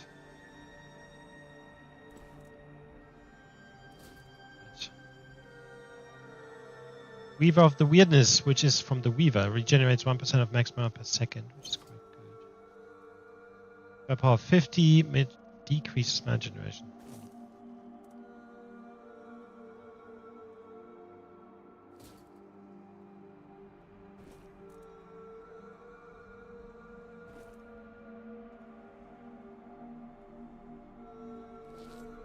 So Galahad, melee retaliation. All of them have melee retaliation. Okay. Alright, let's head for the last two. apparently the last tomb is kind of somewhere here.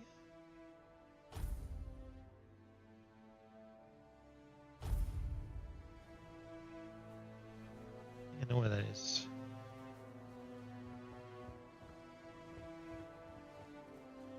Other way. This way.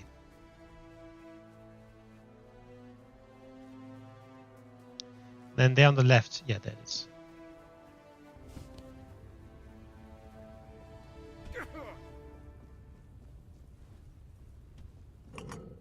Alright, which one's that? Tomb of a Knight.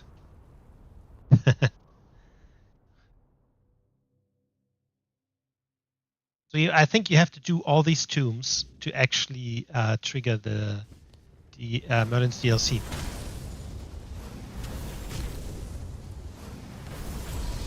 From what I understand, unless you do all of these tombs, you actually can't get in.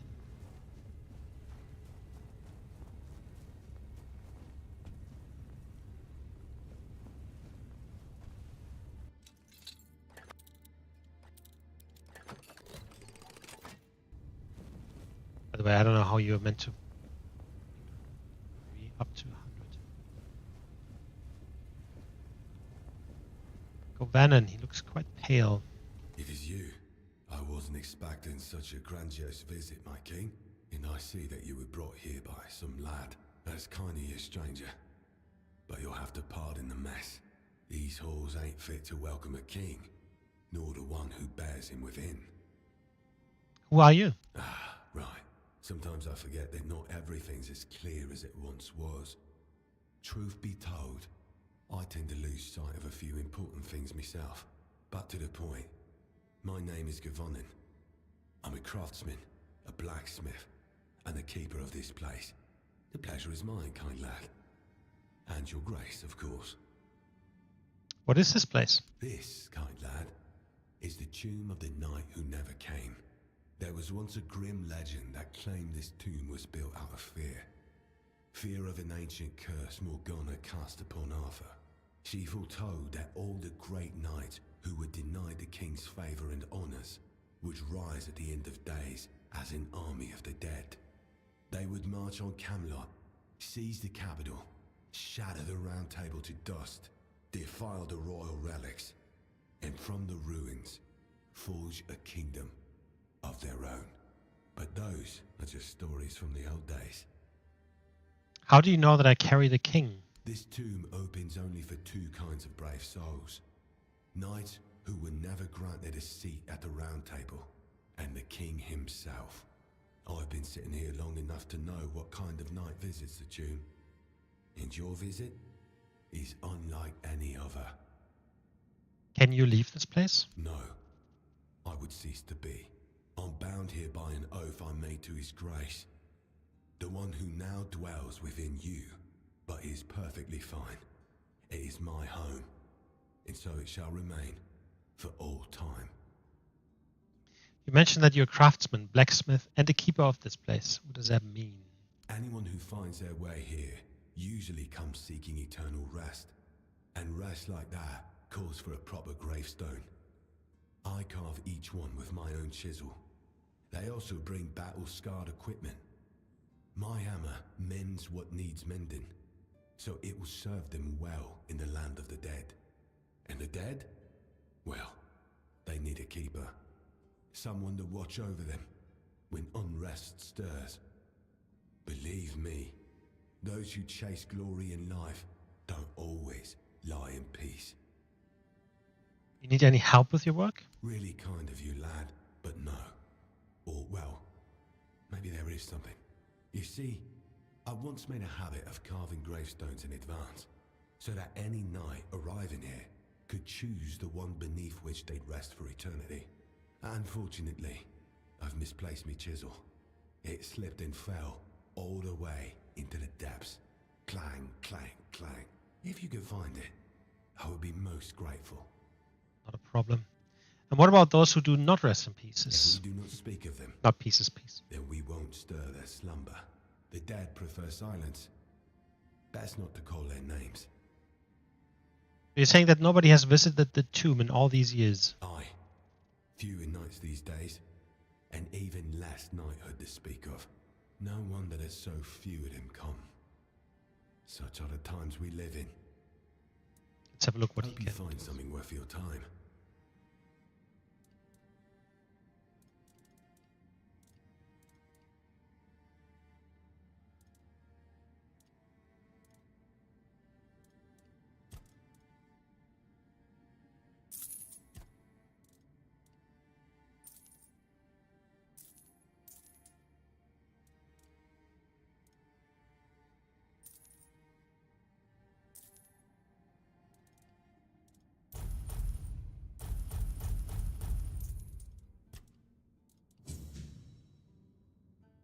Master's Chisel.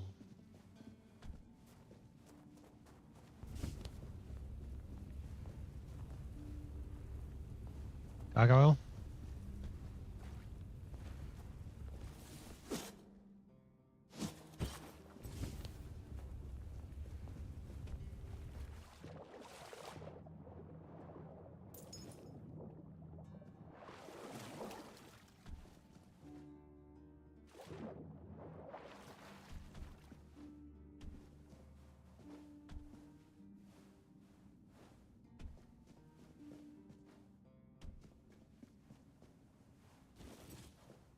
Loading Morgenstern. Oh, we had one of those before. Morning Star, by the way. That's what Morgenstern means, just in German.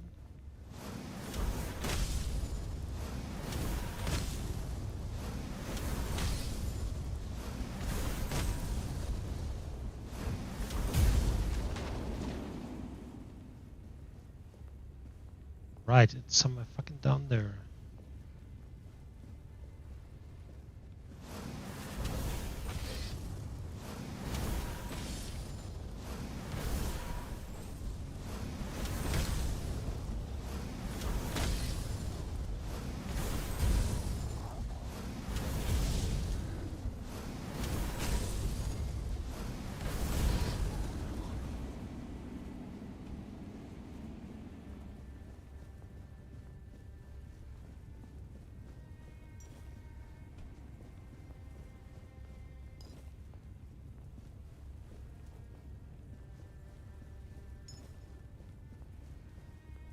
I really should stop just taking. I really should stop just taking each fucking bullshit that's laying around here. My theft is on like fucking 68. Oh, you get extra XP if you make a mistake. Would probably make sense to actually fail way more often. It seems like a very slow way of leveling up.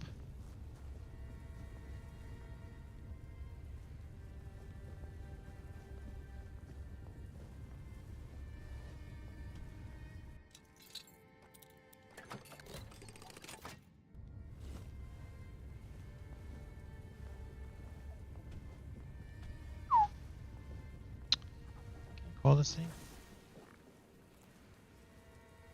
Okay. Doesn't look right.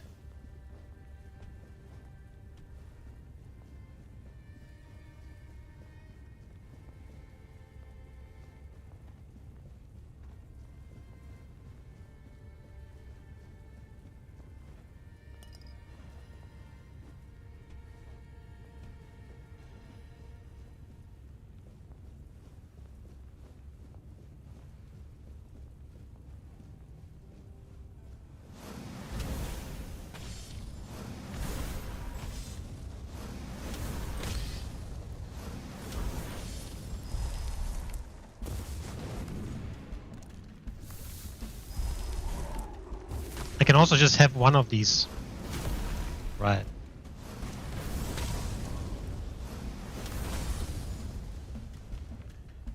Something, brother. Something like that. Yeah, I can't have more than one of them. It doesn't let me.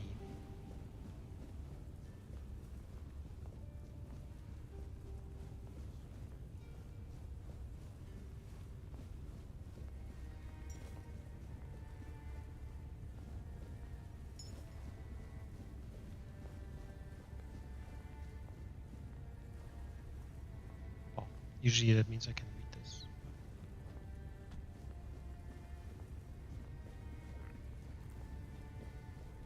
Sir Vast. You kept us waiting. Your tombs gathered quite a lot of cobwebs and spiders. Best tidy up a little before you settle in for eternity. You were waiting for me? Ah, of course. Of all the forgotten knights who never came, you stand closest to the king. When you finally join us, you'll tell us what it was like to hear his voice, to share so many battles by his side. I won't deny my envy, but in death, you'll be our equal. And then we'll speak as comrades. I'm not planning on dying anytime soon. I've met many who said the same, loudly and proudly, like it meant something. Their bones now line forgotten crypts, still clutching that same bold promise. Sooner or later, you'll find yourself on my side of existence. So yeah, no bold promises, unless they carry some potential to be fulfilled.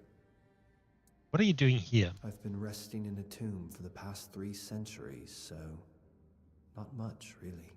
I've been resting in a tomb for the past 3 centuries, unless, of course, you're pointing out that I'm not in my own grave. In which case, fair enough. But what can I say? I do enjoy the occasional posthumous strolls. How did you die? I came to this tomb of my own accord, as did many of us. I knew our time was drawing to a close. The gates opened, and so I entered. I had a few words with Govanon and then headed to the crypt prepared for me. With my own gravestone on my back, I treated it as my penance. Penance for what? Sometimes, when men want something badly enough, they're capable of truly awful things. I killed 5 knights. Each one stood higher than me in the race for a seat at the round table. 4 I cut down during a tournament. The last I drowned in a river.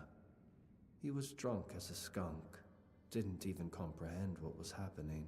Quite the burden to repent for, wouldn't you say? What do you think of Govanon? Fine lad. If someone's to watch over my corpse, I'm glad it's him. I imagine long ago he had more to do.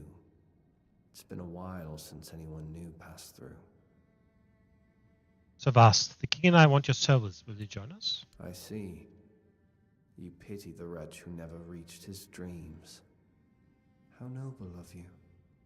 Truly. But I propose something fairer. Let's test it. Your cause, my worth. If I lose with dignity, I am all yours.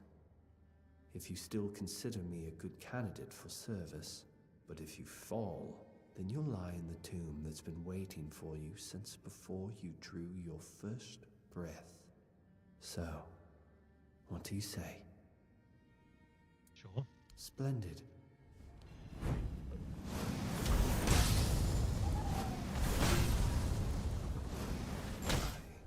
Lost. Oh, how I missed that rush. As I promised, I'll serve the 2 of you. Here is my oath. I shall be ready to fight at your side whenever you should call upon me. Thank you. Summon Sir Vast.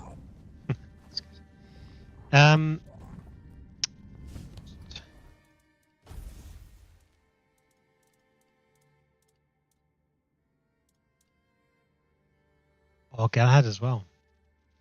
Galahad is 150.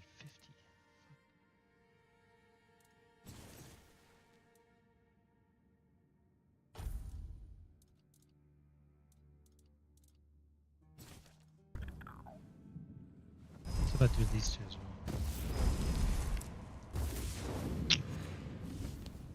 Mana's down quite a bit. Going.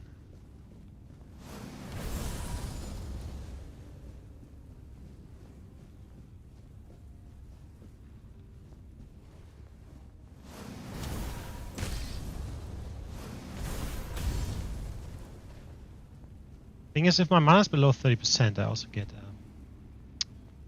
100% more spell power.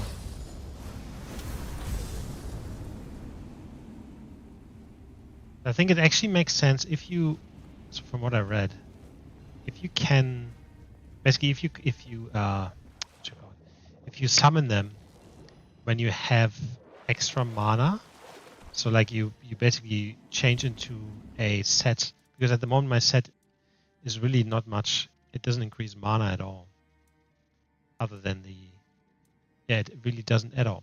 So if I have a set that increases mana and then I summon them, and then change back into this set, I have more mana than I would have now.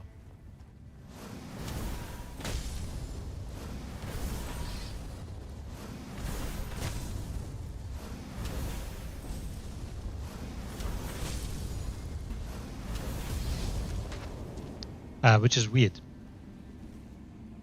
Governance shizzle.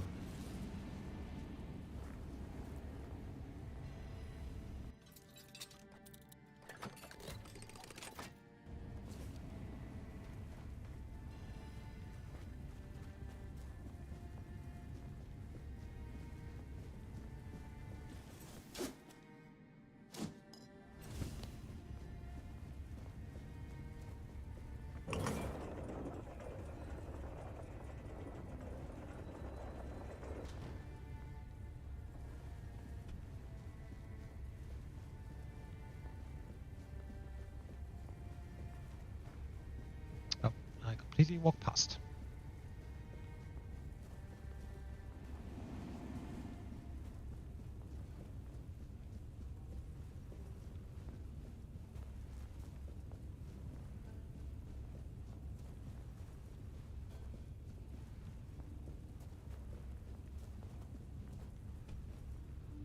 Your Grace and the companion of the... Met the ghost of Sir Vast. He said that one empty grave is for me. Ah, Sir Vast still lingers then. I'm not surprised. Some knights wear death like a cloak, and even the grave forgets to close behind them. As for the empty grave, every soul that walks this tomb finds their name carved somewhere. It doesn't mean the end is near. Only that the place remembers who you are, even if you forget. When the body finally rests in the grave, the epitaph completes itself. I found your chisel. You did? I was starting to fear that one day I'd have to descend to the lower levels myself. I try not to go that deep. Makes me drowsy. Sometimes I feel like lying down in one of the empty tombs myself. Thank you. It is a great honor to receive aid from the king and his companion. Here, take this. I hope you both will find it useful. Step carefully. Full set.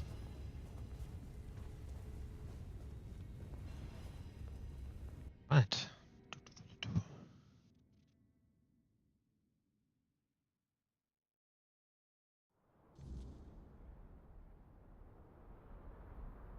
And so, it is done.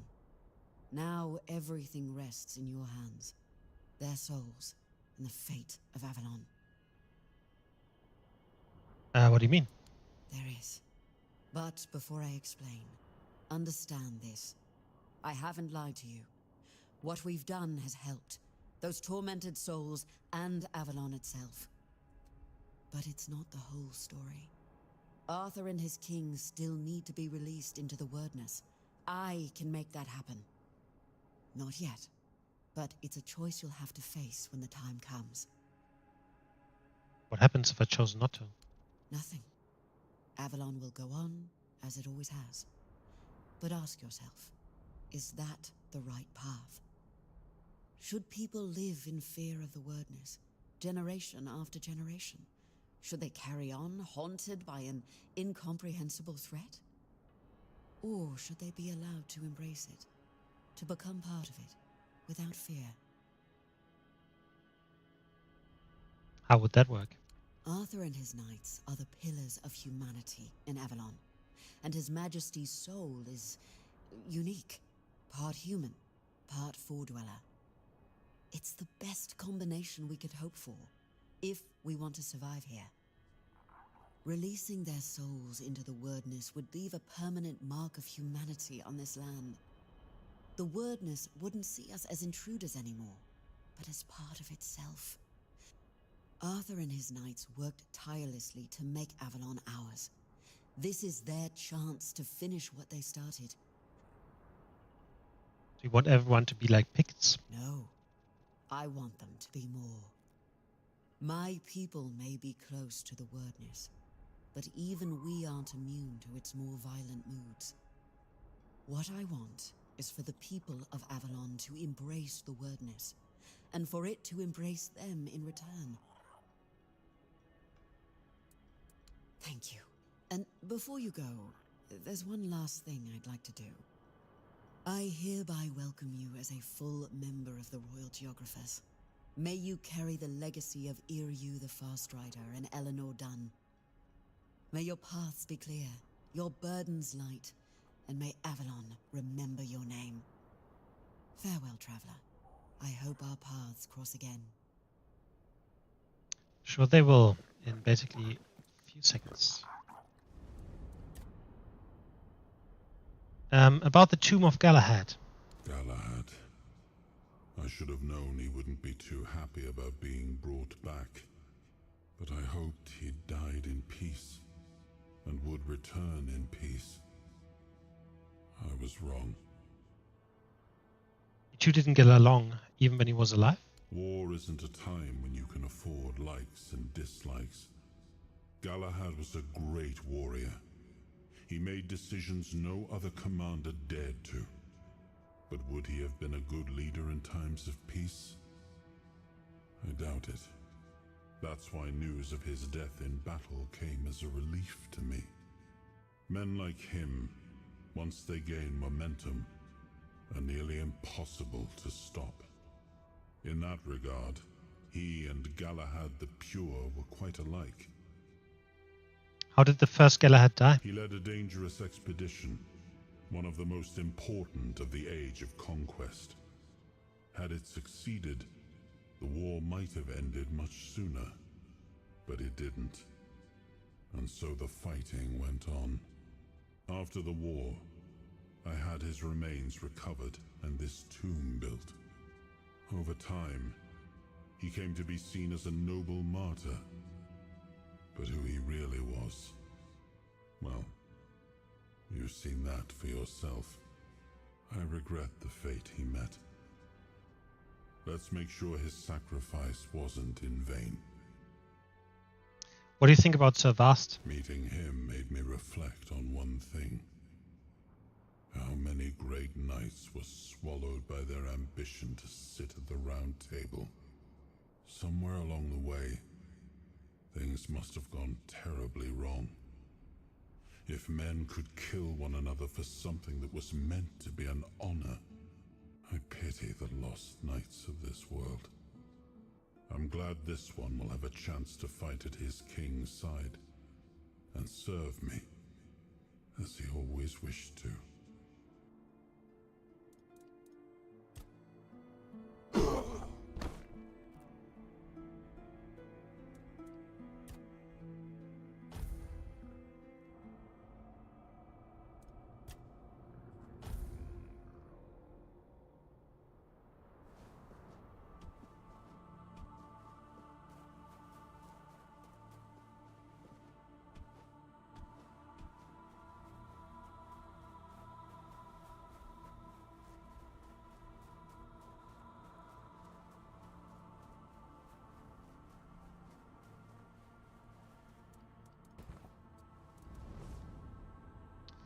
Still don't know.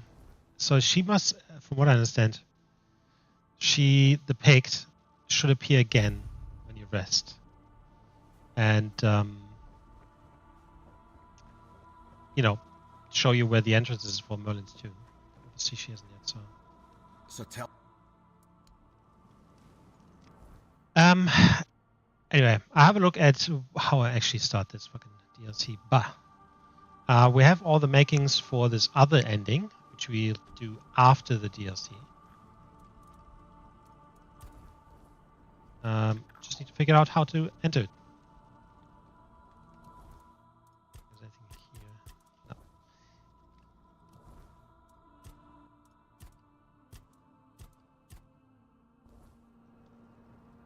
I'm not download it or something.